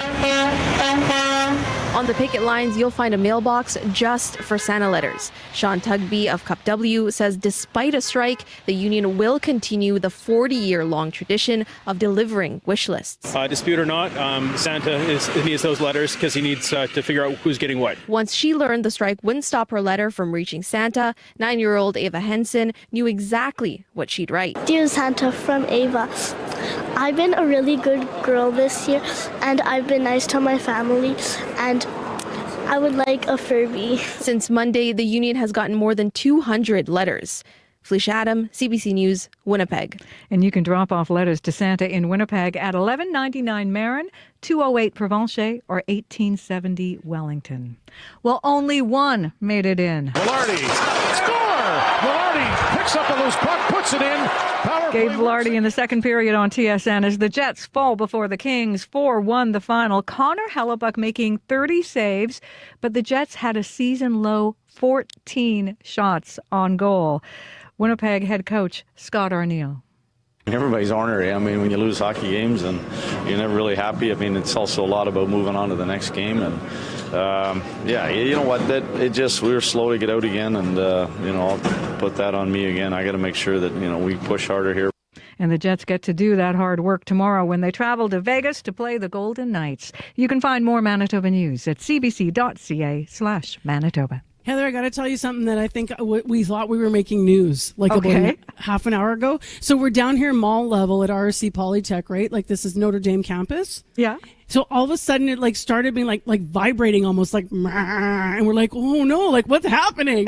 And it was the snow clearing equipment outside, but just the way it comes over the top of this building, it was like for a second there we thought we were going to have to break news with something different. Earthquake. Yeah, right. I'm like, I've never experienced this in Manitoba. Anyway, there is a lot of clearing equipment out there. I'm actually going to start with traffic and then we'll get into the forecast here. The clearing equipment in Winnipeg is mostly just cleaning up parking lots and skiffs of snow and in some places some wet stuff. But outside the city, we're getting a lot of calls on CBC this morning because we have slick conditions to say the least. Raven said it was pure ice on highways 267 and 20 around Dauphin. So take care up there. Eastbound Notre Dame in the city here, there's a traffic note. This is at Emily, Notre Dame and Emily, just by Jacob Penner Park there. The two right lanes are blocked by police cars right now. We don't have more details of what's happening in the area, but we know you should keep left and just note that if it's on your way to where you're going this morning. If you are biking, walking, or driving anywhere else, please let us know if you're having a problem on the commuter line, 788-3093. Corey's on location with us here. We forwarded the phone. He's been picking it up this morning to stay on top of conditions. Now, Abby, my friend, who's back at CBC, we do have just some light snow falling still, right? Yeah, we have this light snow which will stay with us throughout the day. Similar conditions across the province. -10 in Winnipeg at this time. Light snow falling outside. Winnipeg and the Red River Valley region today should see this light snow stay with us throughout the day. Breezy conditions will accompany that with temperatures holding steady around -11, though feeling closer to -21 with the wind chill factored in. And then tonight we'll see mainly cloudy skies and still that's a light snow hanging around. Heading west to Brandon, -12. We're seeing light snow also falling in that parts of western Manitoba, which will be tapering off later in the afternoon, leaving mostly cloudy conditions, though it's going to feel colder. Temperatures will be dropping to around -17 by the afternoon. Down in Morden and the south central region, we're seeing temperatures around -11 with light snow, which will continue into the day. Temperatures will get to around -12. Dauphin is sitting at -12 at this point. We're looking at light snow staying till the afternoon period for the Parkland region, and we'll see temperatures around -15. For the Interlake region, we're looking at light snow. Gimli's at -10 at this time. This period of light snow will stay throughout the day with breezy conditions, and temperatures will hold steady around -10. The Par and Flin Flon around -15 with light snow at this time. Temperatures will stay around -12. And further north in Thompson, we're looking at light snow around -13. That's the temperature for now, staying steady all day. And upper in Churchill, we're at -11. Expect a mix of sun and clouds today, building around the noon period, and we'll see temperatures around -8. So whether you're in the south or up north, we're just going to see more like this chilly conditions with light snow. Also to add that we have fog and wind warnings for several lakes around Manitoba, so you might want to take care out there because we have that reduced visibility to less than 1 mile. Right now, Winnipeg, we are at -10. All right, thanks a lot, Abby. Thank you. Well, next on the show, no one's safe here from CBC. CBC's Communities in Focus has been set up here for 2 weeks. So yesterday, one of our associate producers was wandering around and talking to students. And my next panel of students is just meeting each other for the first time this morning because Chidi convinced them all to come on and talk about the trades. And why not? Because the building we're in here at RRC Polytech, this is really the campus at Notre Dame where the trades live. There's over 5,000 different students and then, of course, apprentices as well that are involved in different studies of field. So every week from Monday to Friday here at the campus, there's a group of young people hard work, perfecting their different crafts. They're training to be a number of things. So future carpenters, electricians, power sport mechanics, among other things. The province is trying to boost the numbers of workers and trades workers and opportunities in Manitoba. So there's a couple things that they've been looking at. Last month, the NDP reintroduced a 1-to-1 apprenticeship supervisor ratio. Mostly led by the need for more safety, but they're also wondering whether or not that'll have an impact on the trades, or hoping it might. And earlier this year, both the provincial and federal government spent over $400 million on a pair of Manitoba hydro projects. So those are just some examples. So with both of those initiatives, there's this push to try to keep skilled workers and train skilled workers in Manitoba. So here's my panel. 26-year-old Justice Terry, good morning. Good morning. As well as 22-year-old Adam Fast, good morning. Good morning, Marcy. And 25-year-old Ben Reyes, good morning. Good morning. So Ben, what are you studying? I'm studying automotive. Okay, and Adam, how about you? Carpentry. Okay, and Justice? I'm an electrician. All right, so how long have you been studying here, Ben, and why'd you choose RRC? This is my first year, and I decided to choose RSC because I wanted to better my future and perfect my craft more in automotive and decide to move up in this world. Nice. How about you, Adam? I came to RSC to get my red seal. I'm in my level 3 now, so I got one more year left, and everything's been great so far. Awesome. And how about electrical for you? How long have you been studying here, Justice? This is my 4th level that I'm going through, so I'll be finishing up in the end of January, and I can't wait. Ready to go. Ready to go. So, Ben, earlier I mentioned this one-to-one apprenticeship model, or anybody can respond to this, but I just want to throw it to Ben. That's a change from previous, 2-to-1 model? Yes, correct. Can you explain sort of what that refers to and what difference that would make when you're thinking about yourself? Well, I can't speak for other trades, but for ours, with my journeyman, he was allowed a 2-for-1, so he was allowed 2 apprentices at once. Going to college at different times, but now it's switched back to 1-to-1, so now I'm the only one under him. How does that benefit you in your learning? It doesn't really change at all because the journeyman ahead of me that was an apprentice before, he was studying before me here as well, and he was also at a 1-to-1, so we didn't really do 2-to-1 at our shop, but we really just stayed with 1-to-1, but now I have 2 journeymen above me, and then I can learn from and grow. Got it. So it would be more when the change was 2-to-1. Yeah. That those folks might have had, less 1-to-1 contact for learning. Yes, correct. But you've always been in the system that's 1-to-1. Yes, correct. Yeah. And Adam, you always, I understand, knew you wanted to study carpentry after high school. Why? Yeah, no, I was a sporty guy in high school, and there's a lot of crossover. You could work with a big group of people, towards a common goal, and you get to work with your body, and I really like all those factors about it. Mm-hmm. So, yeah. Carpentry, we were in there yesterday. We had a student on earlier, actually, that studied in carpentry as well. And they had a 4-year master's at university. They left to go into the program, saying they saw people retiring in that particular field and felt like there was job opportunity as well. Did you think about that? Yeah, I actually did 2 years of university as well. But no, I always knew I wanted to be a carpenter. Yeah, there's a little bit of a shortage of carpenters. And it's a really good trade because you kind of get to see the holistic view of, at least residential carpentry, and there's commercial as well. But I always like residential. Justice, you're almost done. 4 years. What drew you to be an electrician? I'm sorry. One more time. Electrical. What drew you to it?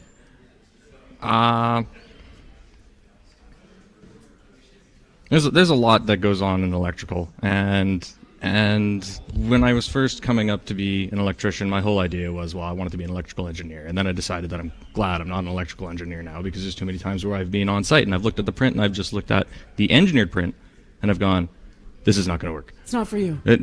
Just what they've done is not going to work. And I don't want to be the guy making the print, passing it on to the next guy that then goes, who did this? Got it. I have to fix all their mistakes now.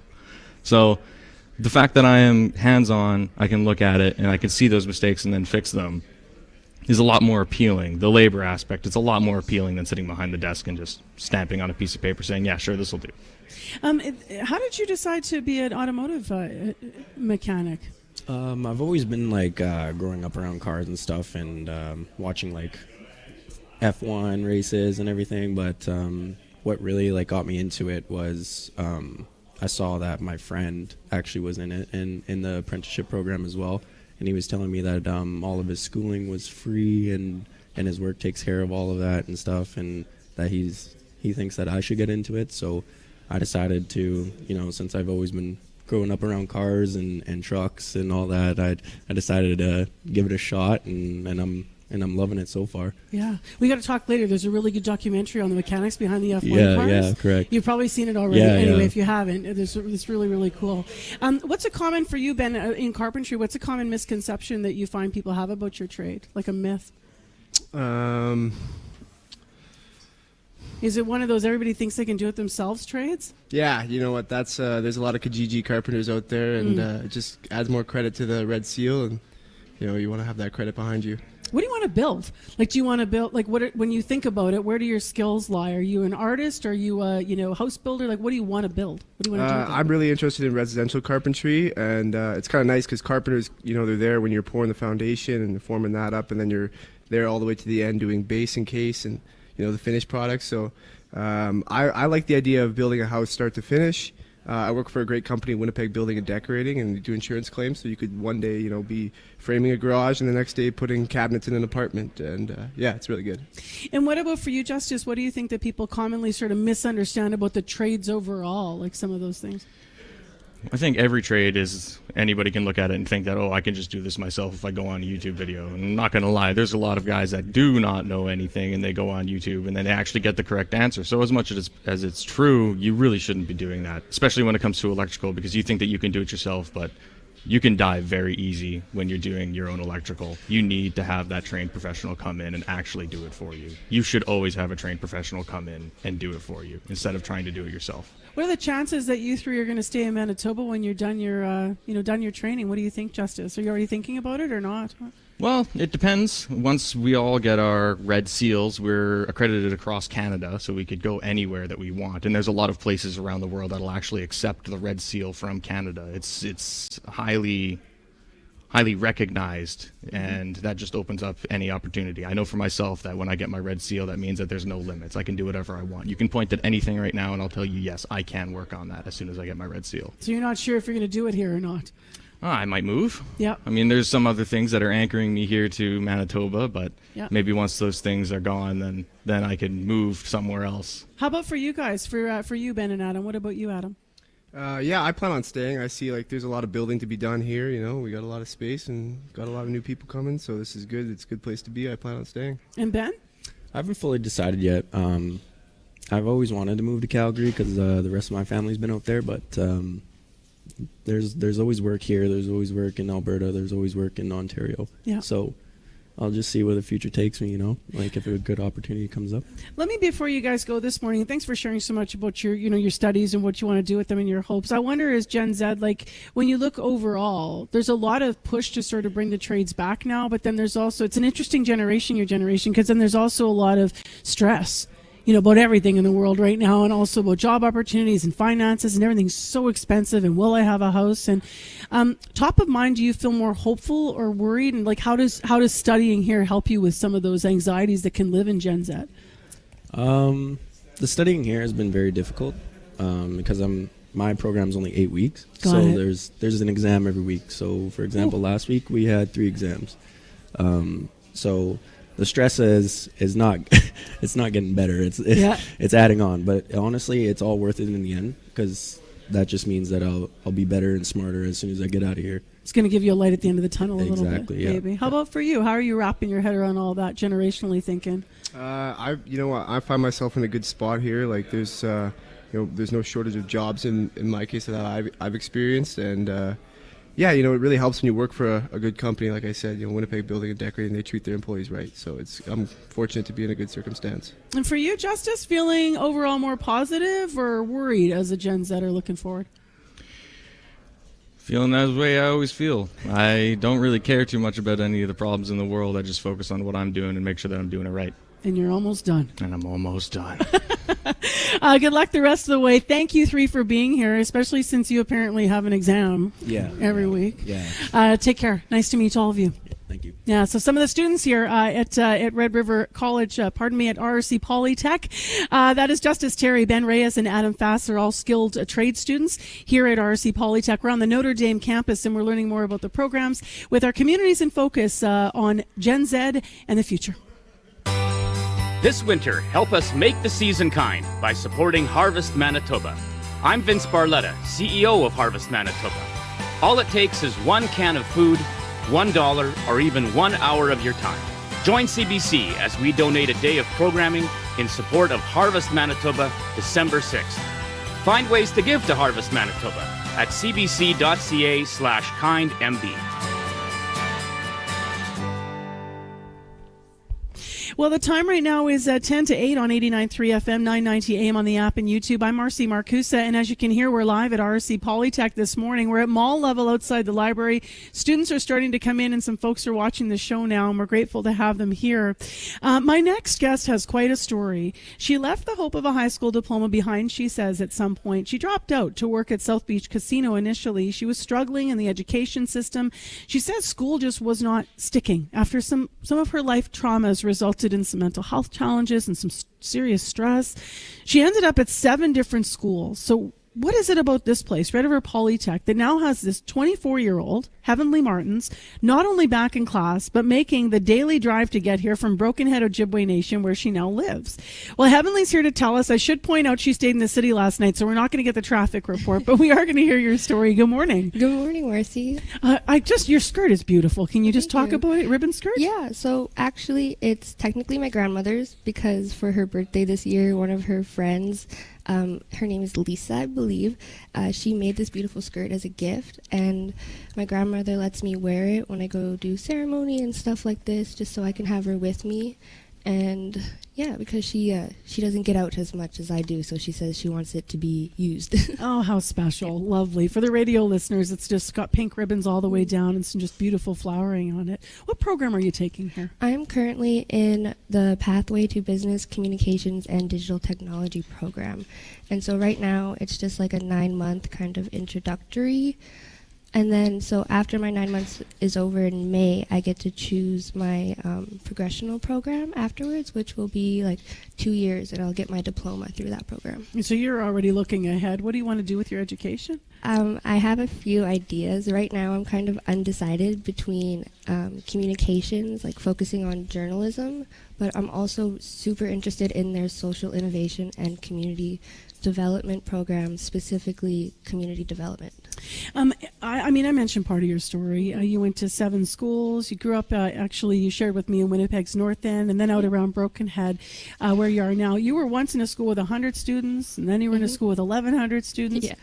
What were the challenges for you in trying to, get your education sorted? Like, it's hard to explain. Like, I feel like a lot of other Indigenous youth and people, like just Indigenous people in general, will kind of understand how hard it is to exist in this type of society with intergenerational trauma and everything that we carry with us from, our past and our present. And as a kid, you don't really understand what's going on, and you're confused, and you're just really lost, and no one around you is able to kind of guide you because they're in the same situation. And so I just felt really lost. I didn't have a sense of identity. I didn't really know like where I belonged. I didn't have any community, and that really like creates that sense of like loneliness. And then when you're mentally ill on top of that, it's a struggle because you feel like you're crazy, in the nicest way. It's really lonesome. And when you were just a teenager, you shared with me, so I'm just, for the sake of the listeners here, we had a longer talk about this, but you lost a friend, you lost a family member at a young age, you were a caregiver, like you had to be almost older beyond your years to care for others, and a lot of pressures. Yeah, and it's hard, like I said, because a lot of Indigenous people also kind of fall into that role as a caregiver when they're really young, because my grandparents, they raised me and they adopted me, and I'm extremely grateful for everything that they did for me, but their health really, like you said, made me grow up fast, and I kind of lost out a lot of from my childhood, and that contributed to like the mental health struggle and feeling alone, because I would see all these people, having fun and being kids, and I wouldn't be able to have that experience because I had to go home and be a caretaker. Let's talk about what works about RRC here, because you said, quote, "It helped heal some of the trauma I had with the education system." You volunteer as part of the resource crew of student volunteers here on campus at the Indigenous Support Center. How has the center helped you here at Red River? It's helped me so much. Like my first term is only finishing in about 2 weeks, and it's incredible just the amount of improvement that I've made, that not only everyone around me notices but I notice within myself, because even though I am doing a lot better, I still struggle with my anxiety, that insecurity, feeling behind because I don't have my diploma and all that stuff. So coming here and meeting all these people who are in the similar situations, who understand what I'm going through, really helped. And now I have that community that I didn't have growing up, and they have wonderful elders and knowledge keepers, and Paul and Richard and Grandma Janice, and I'm just so thankful for them and all the other staff that they have, because they really go the extra mile to make sure that we succeed and we stay in school. And having that support is honestly life-changing, as someone who never experienced support like that. When you dropped out to school, you think back to that time and initially went to work in the, at the casino. Did you ever imagine you'd be sitting here this morning, talking about all this? No, not at all. It's because I had really bad social anxiety, to the point where part of the reason why I dropped out was because I just couldn't bring myself to stand in front of the class and present. And so, here I am, talking, using that experience to kind of advocate and raise awareness to the struggles that Indigenous youth face. And I would never picture myself graduating or being an advocate or doing any of this, and it blows my mind every opportunity that I get. I'm just so grateful to do this work that I do. Your future work, you want to give back to Broken Head specifically in a really specific way, right? So what's your thinking? Yes, I grew up in the North End, but I also grew up in the reserve for my teenage years, and I experienced almost a total lack of stuff to do. We had one play structure that was locked after school hours. They didn't really have any other sports programs or anything else for people who weren't interested in sports. And so I was just kind of at home on my computer the whole time, and it was, like I said, a really lonely experience. And once I started getting out and doing more land-based and cultural, that's where I started getting out of my shell and finding out who I was and feeling so much better. And I want to work on getting project management and governance and all this stuff, so I can start organizing and implementing programs for the youth in my community to help them so they won't have to go through the experiences that I went through. I have no doubt you will. Thank you so much for being with us this morning. Thank you, Marcy. I'm honored to be here. I'm so glad I could talk to you today. I'm so glad you made it on the program. Thank you. That is Heavenly Martin. She's 24. She is a student in Pathways here at RRC Polytech in the Pathway to Business, Creative Communications and Digital Technology program. So love that. And I just think it's amazing. Here's Heavenly talking about having social anxiety. I just want people to picture here. We're on live radio. We're wearing headsets. There's 10 people staring at us. There's 4 cameras around us. It's just amazing, the growth in this young woman. Let's get into what's happening in the headlines. Heather Wells is back at 541 Portage Ave. Good morning. Well, Manitoba's premier says cracking down on drug trafficking would be a win on both sides of the U.S. border. Wab Kinew in an emergency meeting last night. We'll hear what happened. And a strike won't stop letters from getting to Santa. Instead of going to the red mailbox, they're asking postal workers are asking Winnipeggers to visit one of 3 drop points on picket lines. That story as well in our next local news at 8:30. All right. Thank you, Heather. In our forecast today, I should mention here, we do have a little bit of light snow falling. Temperature around -11. Winds are going to be gusty, and our wind chill's going to feel like -21. Take it easy out there. Eastbound Notre Dame by Jacob Penner Park, there's a bit of a police presence and also some slick highways. Still ahead, much more to come from RRC Polytech. Q with Tom Power. How to Catch a Star is one of the most popular kids' books of the past 20 years. Best-selling author Oliver Jeffers will tell you what brought him back to write and illustrate a brand new follow-up, and how a move from Belfast to New York gave him an entirely new perspective. It's more a connection of different things happening. That's coming up on Q, followed by Commotion with Elamine Abdel Mahmoud on CBC Radio 1, the CBC Listen app, and everywhere you get your podcasts. U.S. President-elect Donald Trump's massive tariffs on Canadian goods would be devastating for this country's economy. Premiers met with the Prime Minister yesterday to discuss the situation. What are their plans to deal with Trump's threat? On The Current with Matt Galloway in half an hour. This is World Report. Good morning. I'm Marcia Young. One day after it took effect, the Israeli military says the ceasefire between Israel and Hezbollah has been violated, and Israeli tanks fired into 6 areas in southern Lebanon. For the latest, let's go to the CBC's Tom Perry in Jerusalem. And Tom, what do we know about this incident? We've seen a statement from the Israel Defense Force posted on Telegram, and it says that several suspects were identified arriving with vehicles to a number of areas in southern Lebanon, breaching the conditions of the ceasefire. The IDF opened fire toward them. The IDF remains in southern Lebanon and will actively enforce violations of the ceasefire agreement. So the IDF saying there that some elements on the Lebanese side were violating the ceasefire. In return, we've heard from Hassan Fadlallah, who's a Hezbollah MP in Lebanon's parliament. He's accusing Israel of violating the ceasefire and of attacking people returning to their villages in the south of Lebanon. The Israeli military has been urging residents of towns along the border to not return yet for their own safety. So, there still is a lot of tension in the early days of this ceasefire. I was in northern Israel yesterday. We heard tank fire, we heard artillery fire, we heard automatic weapons. So the ceasefire is still holding. It's still holding, but there are definitely incidents happening. We've seen them happening now today. And so, as I say, the situation along the border between Israel and Lebanon in the north, it remains very, very tense. All right. Thank you, Tom. Thank you. The CBC's Tom Perry reporting from Jerusalem. It appears Prime Minister Justin Trudeau and Canada's premiers agree on at least one thing. It is time to take a closer look at the Canada-U.S. border. That was the main talking point coming out of their meeting yesterday when they discussed how best to respond to Donald Trump's tariff threat. Here's Public Safety Minister Dominic LeBlanc.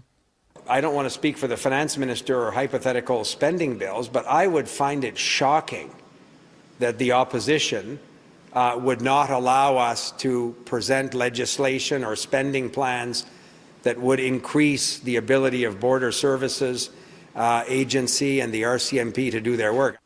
Manitoba Premier Rob Canoe says the federal government indicated there will be more investment in the RCMP, and the Mounties could play a role, a more prominent one, in Border Patrol. The discussion at the First Minister's meeting was not the only high-profile chat about Trump's threat of sweeping tariffs. The president-elect spoke on the phone with Mexican President Claudia Sheinbaum. After the call, Trump posted on social media. He said Sheinbaum agreed to stop migration to the U.S. through Mexico. But the account of the call from Sheinbaum is different. Steve Futterman is following the story for us. And Steve, what did Claudia Sheinbaum say? Well, Marcia, the two leaders are giving two very different spins of this conversation. In his version, Donald Trump seemed to be declaring victory of sorts, saying on his Truth Social website, she has agreed to stop migration through Mexico, effectively closing our southern border. But shortly thereafter, Sheinbaum, while calling the conversation excellent, gave her version of the talks. It was much different. The border, she said, is not being closed. She said, we reiterate that Mexico's position is not to close borders, but to build bridges between governments and between people. All this comes as illegal border crossings are way down to levels not seen since the summer of 2020 during the early days of the pandemic. Is there any explanation for these two different versions of this conversation? Well, hard to say right now. Both leaders might be trying to put this tense moment in the nicest wrapping paper possible. Remember, just 2 days ago, Trump was talking about those 25% tariffs. Sheinbaum was talking about retaliatory tariffs from Mexico. If Donald Trump wants to declare victory and simply move on, that certainly will likely be fine with the Mexican leader.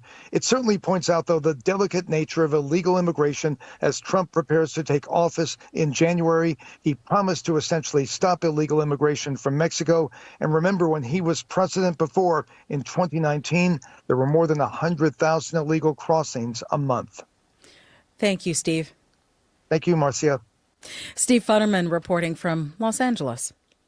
Australia's proposed social media ban is now law. Honourable Senators, there being 34 ayes and 19 noes, it's passed, resolved in the affirmative. The Senate approved the bill during a session that ran late into the night. That was the final legislative hurdle for the law. Starting in November 2025, anyone under 16 will be banned from social media. The law will also force platforms to take reasonable steps to make sure age verification protections are in place. Australia now plans to trial run an age verification system. It could include the use of biometrics or government identification to enforce the ban. The trial will go for several months and its findings will be reviewed by mid-next year. People in India's capital say toxic smog is making it difficult to live. The air quality index in Delhi hit hazardous levels again today.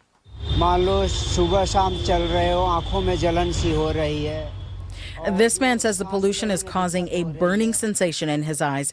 India's government says it will clamp down on farms that burn stubble left over from this year's harvest. Dust and smoke from those fires gets trapped close to the earth by cold air. A blood test that has the potential to detect more than 50 kinds of cancer before symptoms appear is now available in Canada, but at a hefty price. The test is called Gallery, and it has created a buzz, but as health reporter Mike Crawley tells us, there are concerns about its accuracy. Our mission is to detect cancer early. A video promoting Gallery, a test that looks for traces of DNA shed from cancer cells into the bloodstream. Results are reviewed by our trained staff. More than 250,000 tests have been sold in the U.S. Now a private health clinic in Toronto is offering Gallery in Canada. The price tag?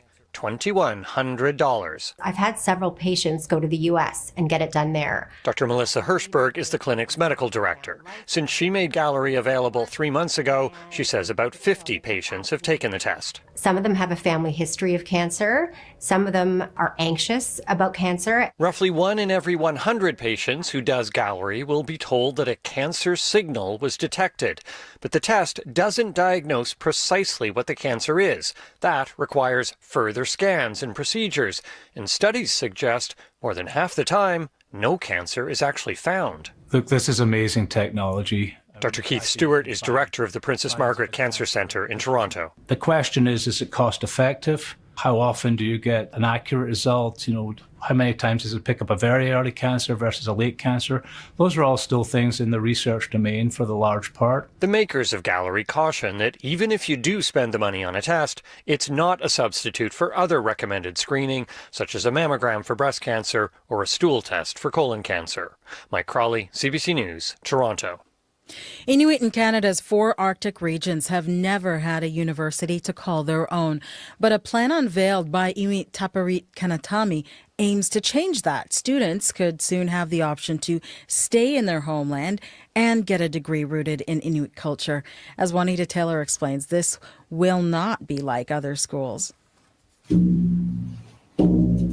An event hosted last night in Ottawa brought Inuit leaders together to celebrate a one-of-a-kind university in Inuit homeland. Governor General Mary Simon.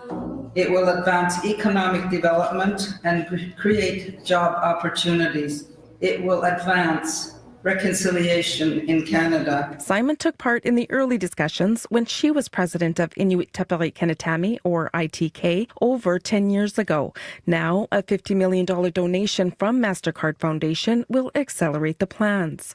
ITK President Natan Obed said this will be the first Inuit-governed university in Canada's Arctic. We don't have to compromise any of our knowledge or our society or culture or values to have world-class education. It is possible. No decision has been made where the main campus will be located. 6 faculties offering undergraduate and graduate degree programs relevant to Inuit lives are going to be offered in areas like environmental science, the arts, and Inuktitut.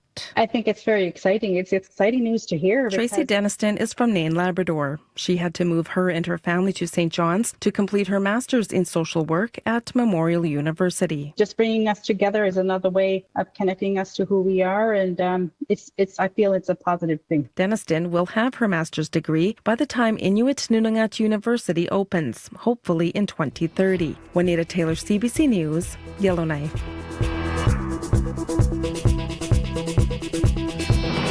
And that is the latest national and international news from World Report News Anytime, cbcnews.ca. I'm Marcia Young.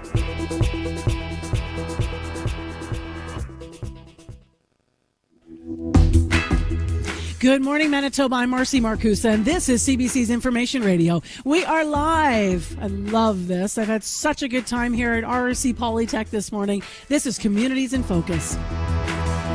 We're at the Notre Dame campus, so of course Notre Dame, Route 90, and if you pass by, you see the big, beautiful Skilled Trades and Technology Center that was built here in 2018 to house a lot of the different programs. 5,000 trades students are part of that. We've had a focus on the trades this morning and also on Gen Z and the young students here who are looking toward their future. Well, what's it like to be the only woman in your class? We're going to talk to a woman in the trades about her experience and also her earrings. That'll make sense in just a few minutes. Also, this half hour on the show is Gen Z having regrets about social media. We're just hearing what's happening in Australia. Do some wish it had never been invented here? That's a question, actually, CBC's Jim Agapito asks RRC Polytech students this half hour. So Jim's going to be in with a special report on that. So we're just going to have a look at that as it ties into the news. Let's get to the local news as well with Heather Wells. There's been some developments and stories. Good morning. Good morning. Well, a woman who says she was sexually abused as a child by a Romanian Orthodox priest in Western Manitoba is coming forward with her story. Shelley Trubiak says she was abused in the small community of Leonard during the 1970s when she was only 12 years old. We're going to hear her story coming up. Manitoba's premier says the federal government needs to take Donald Trump's trade threats seriously. There was an emergency meeting with Canada's premiers and the Prime Minister late yesterday. We're going to hear from our premier in our next local news at 8:30. All right. Thank you, Heather. You're welcome. The time right now is 8:12, and Abby Adeyemi is not on location with us. He's back with Heather at CBC on 541 Portage Ave. The forecast now, what do we know about it? It's going to be a chilly one with light snow throughout the day. Today in Winnipeg and the Red River Valley, we're looking at light snow, breezy conditions. This will keep temperatures around -11, and it's even going to be feeling colder. Western Manitoba will see similar conditions with temperatures dropping to -17 in Brandon. The Interlake region will see snow and breezy conditions, and it will be chilly at -10 for the central region. We're looking at temperatures around -12 with light snow, chilly breeze. The Parkland will see temperatures drop to -15. There's a risk of wind chill, risk of frostbite there. Up north, the Power Flin Flon and Thompson Churchill, we're looking at temperatures near -9 and -12. So it's going to be cold across province, and we're going to see temperatures in that range of -10 all the way to -15. Right now, we are at -10 in Winnipeg. All right. Thanks very much, Abby. Thank you. A challenging morning, like slippery out there, kind of really wintry, Corey. Yeah, I mean, even Jim Agapito, he just got here. He said it took him it usually takes him 15 minutes to get here. It took him more like 45, and he lives, in the north part of the city. So very slow going out there on the roads in general. A couple things to keep an eye out for, particularly if you were on Main Street. Earlier, there were emergency vehicles right at Portage blocking the southbound curb lane. That has been cleared, but if it's still backed up, that's why. But should be smooth sailing through there now. As well, heard southbound Route 90 between Eagle and Inkster. There's a stalled semi blocking the curb lane, so keep left to get around that. We got a call on the commuter line. May still be an issue on eastbound Notre Dame at Emily by Jacob Penner Park. The two right lanes are blocked by police cars, I heard from Julie about 45 minutes or so ago, so may still be a problem. And finally, the highways around Dauphin, 267, 20 sheer ice, says Raven, so be careful if you're hitting the highways around Dauphin this morning. If you see anything else going on out there, give me a call on the CBC commuter line, 204-788-3093.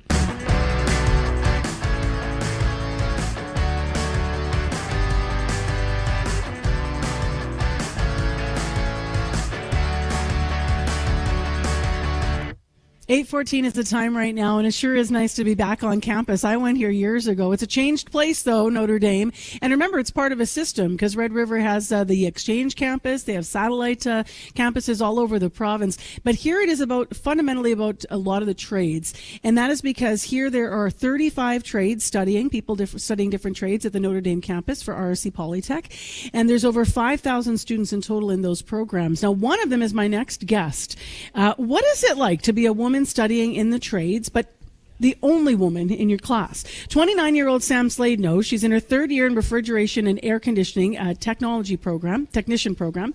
So if you have a question about your HVAC, you can ask Sam, right? Yeah. What drew you into this program, Sam? What got me into it? Yeah.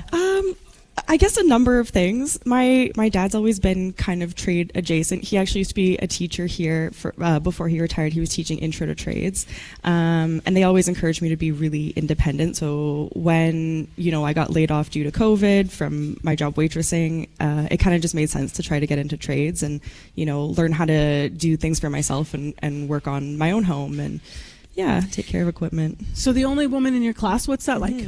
It's been surprisingly really good. The interesting thing with Red River is you have students of so many different ages. There's people who are just out of high school. There's dads who are in their 50s and changing careers and in my class. So you have people from all walks of life, and they've all been really welcoming and supportive and had my back. So it's been nice. What do you bring as a woman to the trades? I think quite a bit of attention to detail, a little bit of a different perspective maybe, which is nice. I think that women can offer a lot to trades. We think about things differently sometimes, and that can be a real asset.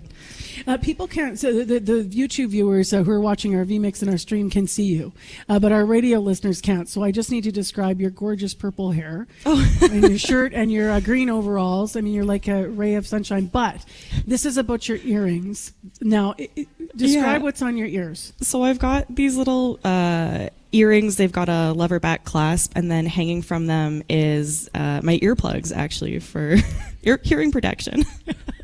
I love that. So they're hanging off of these little sort of, they look like almost alien like alien heads. Yeah, and they're pink. Alien heads. So you can just earplugs. pop them in and pop them out as you want to. Mm-hmm. You sell these. I do, yeah. What's your Etsy shop called? It's called PPE, but Make It Cute, which is short for personal protective equipment. How much do I love that?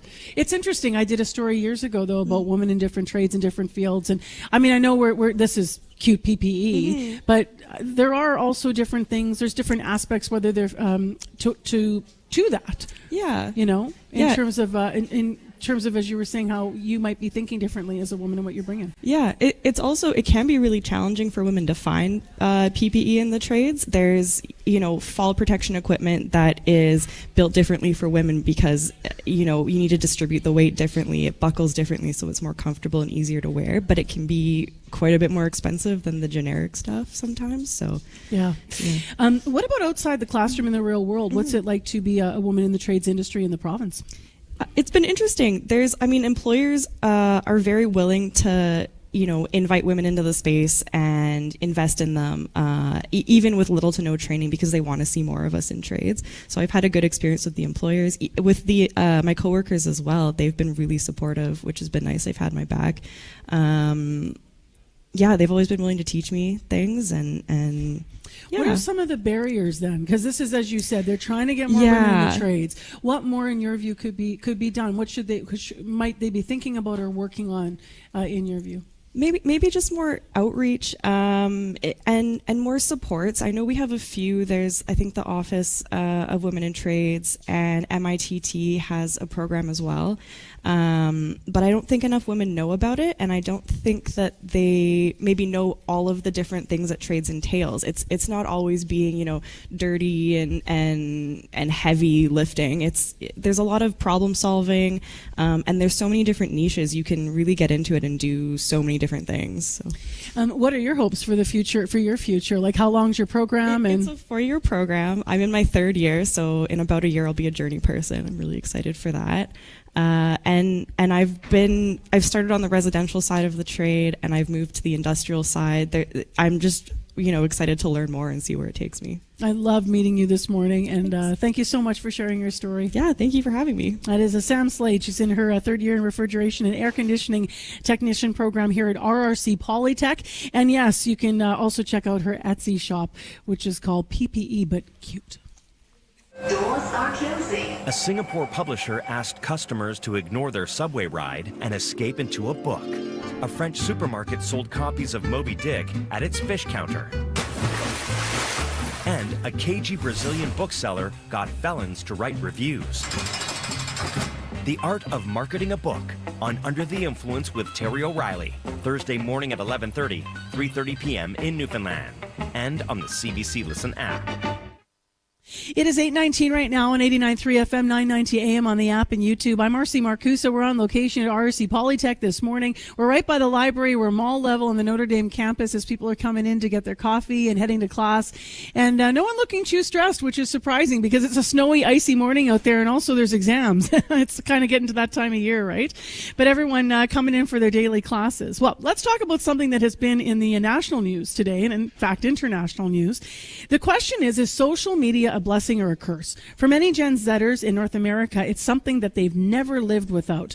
But as we've been hearing, Australia this morning made it official, banning children under the age from 16 from using social media. So it has us asking today, how beneficial or harmful are these platforms? As part of our Communities in Focus series, CBC's Jim Agapito has been focusing on Gen Z, and he's been talking to RRC Polytech Gen Zers and asked them that question. Hi, Jim. Good morning. So what have you been hearing when you asked that question? Well, for starters, all of the people I spoke to use social media platforms like Instagram, TikTok, YouTube, Snapchat, and Facebook regularly, sometimes multiple times an hour.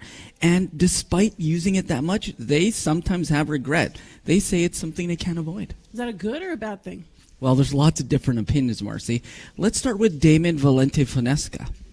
I feel like social media has brought such a broader way of talking to people who we may not have anything in common with. Like beforehand, right, everything used to kind of be like snail mail, like you'd have to post it on something, put it in the box. But right now, what you can do is you can send a text message to someone all the way across the world in instance. But while Damon sees it as a way to connect with people, 25-year-old Justice Braisky worries about the lack of human connection with it. No. I don't think that all social media is bad, but I definitely feel like it replaces a lot of in-person interaction, and maybe, I don't know, maybe I'm showing my slightly older side of Gen Z age here, but I do think that like there's no way to replace that face-to-face interaction and the hands-on value of doing things in person and experiencing them for yourself. Or people like 19-year-old Dylan Sancan who are kind of on the fence. Good and bad. It's good for communication-wise. I find that people who can't afford to get phone plans or possibly more expensive phone plans that you can afford texting and everything, it's good for people like with WhatsApp or like Snapchat. You have the calling, the texting, the video time, all that kind of stuff, right? But at the same time, it can also be really harmful in the sense that you are a faceless person on social media, which gives you a lot of unbridled confidence to bully and demean and just be a bad person towards people that normally you wouldn't be whatsoever.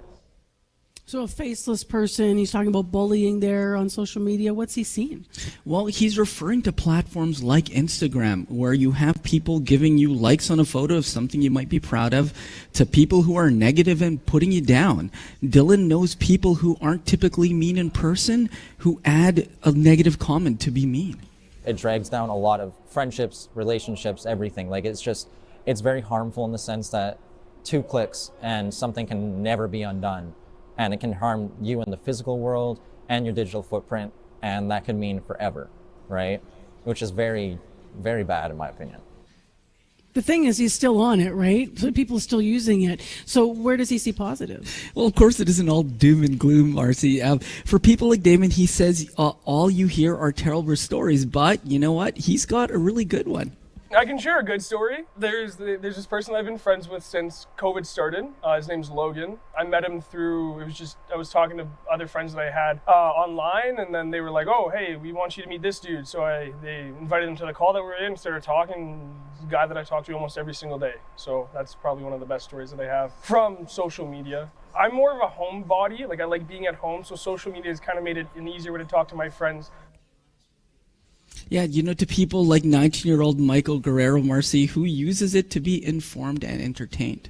The way I use social media, I use it as my newspaper. Twitter or X now, any kind of news, it's just been there. So there's things where it's like gives you a good laugh. And right now with social media, you can use it for whatever, right? I like the aspect of just like the news of it. And Michael says, Marcy, you got to take it with a grain of salt. You just got to use common sense. But that's also why someone like Justice, who we heard from earlier, says it can be pretty problematic.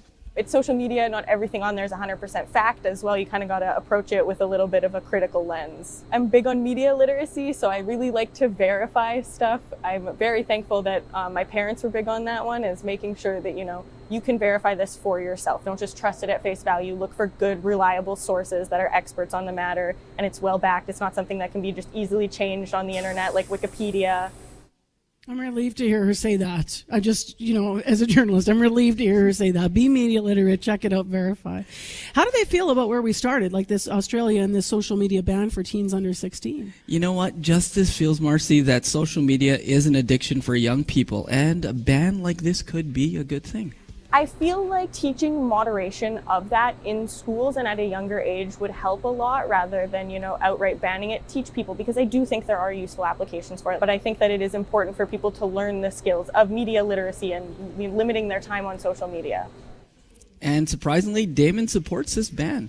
I'm immature now. I was way more immature when I was 16. I was doing stupid things on the internet, but for my little sister, she's 8 years younger than me, and she's all over social media and stuff, and it's just I'll tell my mom, and I'm I don't think that's the best thing for her, and obviously all my mom can really say is, when you were her age, you were on Instagram and stuff. I'm yeah, but back then, social media wasn't as scary to kind of be around. You didn't have to deal with being underage and having older guys come at you, and obviously I'm a dude, so I'm not gonna have these older gentlemen come and try and say their weird things to me, but my little sister is, and she's not the brightest, so I just want to make sure that she's safe. So if Canada were to implement something like that, I'd agree with it. A lot of people are talking about this. Damon sees the positive side of social media, supports the idea, though, of a ban. I mean, obviously, this is, there's a lot of layers here. But what do they actually think the solution is in Manitoba? Well, Marcy, that's a little complicated, because someone like Dylan thinks banning social media might cause more problems than people think. Every time something has been banned, you look at prohibition. Prohibition was a horrible time for alcohol, and it just caused way more people to turn to crime and the illegal way of finding something. I think that parents should be more informed about social media and informing their children about it, and trying to be more proactive about where they are, what they're doing on social media, who they're talking with, and what they're posting. Because a lot of times people have the wrong intentions on social media, and especially for the younger generation now, it's bad. And that's something a majority of the people have said, Marcy. There needs to be some balance. As we heard the 19-year-old who uses social media frequently, Michael said to me with great confidence, I turned out very normal. Thank you very much, Jim, for sharing all these different perspectives from the students here at RRC Polytech. You're welcome. So that is the CBC's Jim Agapito. He's actually been part of our Communities in Focus team here at RRC Polytech all week at the Notre Dame campus. We're down at mall level live with the show this morning. I also want to mention that Nadia Kidwai's been here as a producer. Travis Colby's been all around the campus. And big thanks to everyone who's been participating. We've had various live programs here, including not just our morning show, Radio Noon, and then different panels as well that Nadia Kidwai's been hosting for her weekend show, but also for our live channels at CBC. So just so many topics being covered as we learn about this community of students here. And largely this morning, our focus has been on the trades. Corey is in just for a minute here because as we continue to mention, we have not had an easy morning out there on the commute, Corey. No, it hasn't been super easy out there, particularly Route 90 southbound. Heard on the commuter line that between Eagle and Inkster, there's a stalled semi in the curb lane. Maybe some issues for folks there this morning. As well, in terms of the highway, Raven says highways 267 and 20 around Dauphin, very slippery. Sheer ice even is how she described it. And then back here to the city, eastbound Notre Dame and Emily. I've been hearing throughout the morning. Jacob Penner Park, just outside of there, there's police cars blocking the curb lane and middle lane, so keep left to get around. That may still be an issue. But if you have any other updates for me, give me a call on the CBC commuter line, and I'll let folks know what you're seeing. 204-788-3093. Now, we haven't yet wrapped our live show here at RRC Polytech, but I want to mention that tomorrow we're going to actually share the hosting because you're going to start. I'm going to start the show in studio. Yeah. And then I'm leaving. And then I'm taking over after 7. After 7. That is because logistics. Yeah, that is because we have something to bring you that's also going to be live on location. Mm-hmm. I'm going to help host on Pritchard Avenue at the Ukrainian Labor Temple tomorrow, the Light Breakfast. So local investment toward employment. Kind of got a theme this week, right? We're here talking about trades. Tomorrow it's about employment. And so this group has been hosting their Wild Blueberry Pancake Breakfast, and they've been doing it for 27 years. So tomorrow we'll have a story about some people that are just trying to get on that employment rung and find out how Light and its partner agencies and nonprofit groups, what they do to help support people who just need that experience to go out and to achieve any kind of employment to begin with. And it's always a really lovely gathering. They partnered with Folklorama too, so it's not just about breakfast and learning about Light. There's also these amazing entertainers. When I hear light breakfast, I picture just like a couple fruits. I bet you guys it's probably a pretty heavy breakfast, I'm guessing. Heavy breakfast at the late breakfast. Yeah, exactly. Yes, there's pancakes. So, LITE, local investment toward employment. I understand the Premier is also going to be bringing an address tomorrow as well, bringing greetings. So if you want to join us, please do. The light breakfast starts just right around 8 o'clock and is at the Ukrainian Labor Temple on Pritchard. Right now, it's time for your CBC Winnipeg News. This is CBC News. Good morning. I'm Heather Wells in Winnipeg. At 8:30 it is -10. We've got light snow falling. We'll see periods of snow throughout the day. That wind is going to pick up as well. And our temperature sticking close to -11. A sexual abuse survivor is speaking out about her alleged sexual abuse by a priest in Western Manitoba. Shali Trubiak says it happened at her Romanian Orthodox church in Leonard in the 1970s. She says the alleged abuse stole her childhood and led her to a life of addiction. Trubiak says the memories never left, but more than 50 years later, she could no longer remain silent. She went to police 2 years ago and now has decided to speak out. It's for my healing. I have to heal from this. Whether anything comes out of it or not, I have come forward, and I'm telling my story. Earlier this year, RCMP charged Konstantin Turconi with rape and sexual intercourse with a person under 14. Turconi's lawyer says he denies the allegations and will plead not guilty. Manitoba's premier says cracking down on drug trafficking would be a win on both sides of the U.S. border. Wab Kinew speaking after an emergency meeting yesterday with Canada's other premiers and the Prime Minister. The meeting was called after promises by President-elect Donald Trump to impose a 25% tariff on all Canadian imports. Trump vows to keep the tariffs in place until Canada stems the flow of migrants and illegal drugs across the border. Kinew says he pushed for Ottawa to spend more on RCMP in Manitoba and law enforcement generally. What's the downside? If we invest in law enforcement and we crack down on drug trafficking here at a time when that message might be well received in the States, at the same time, we're going to make communities safer here in Manitoba. Kinew hopes to send a delegation to meet U.S. officials after Trump's inauguration in January. Manitoba Public Insurance is out with its top 10 list of most stolen vehicles of the year. And while truck owners need to beware, 4 different truck models are at the top of the list. The good news, according to MPI, is a slight decline in thefts this year. MPI says 3,323 vehicles were stolen in the province last year. So far this year, 2,787 have been stolen in Manitoba. Tara Seal at MPI adds the vehicles on the top 10 only account for about a third of all the thefts. The top 10 models in 2024 of stolen vehicles make up 35% of all stolen vehicles in Manitoba. So that's something to keep in mind too, that it's not making up the majority of stolen vehicles. You can see the MPI top 10 stolen vehicles in Manitoba on our website this morning. Winnipeg postal workers are helping Santa get his letters this holiday season. The union for the post office may be on strike, but says it will not stop a decades-long tradition. CBC's Felicia Adam has the story. It's that time of year. Millions of letters are mailed to the North Pole, and Ella Buchert knows what she wants. I asked for makeup in my stocking. I asked for an ornament for a mini tree in my room. But with Canada Post workers on strike, some kids worry wish lists won't make it to Santa. On the picket lines, you'll find a mailbox just for Santa letters. Sean Tugby of Cup W says despite a strike, the union will continue the 40-year-long tradition of delivering wish lists. Dispute or not, Santa needs those letters because he needs to figure out who's getting what. Once she learned the strike wouldn't stop her letter from reaching Santa, 9-year-old Ava Henson knew exactly what she'd write. Dear Santa, from Ava.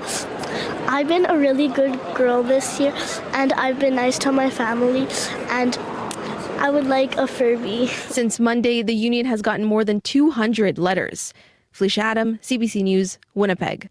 You can drop off letters to Santa in Winnipeg at 1199 Marin, 208 Provencher, or 1870 Wellington. And while we look to Christmas, today is U.S. Thanksgiving.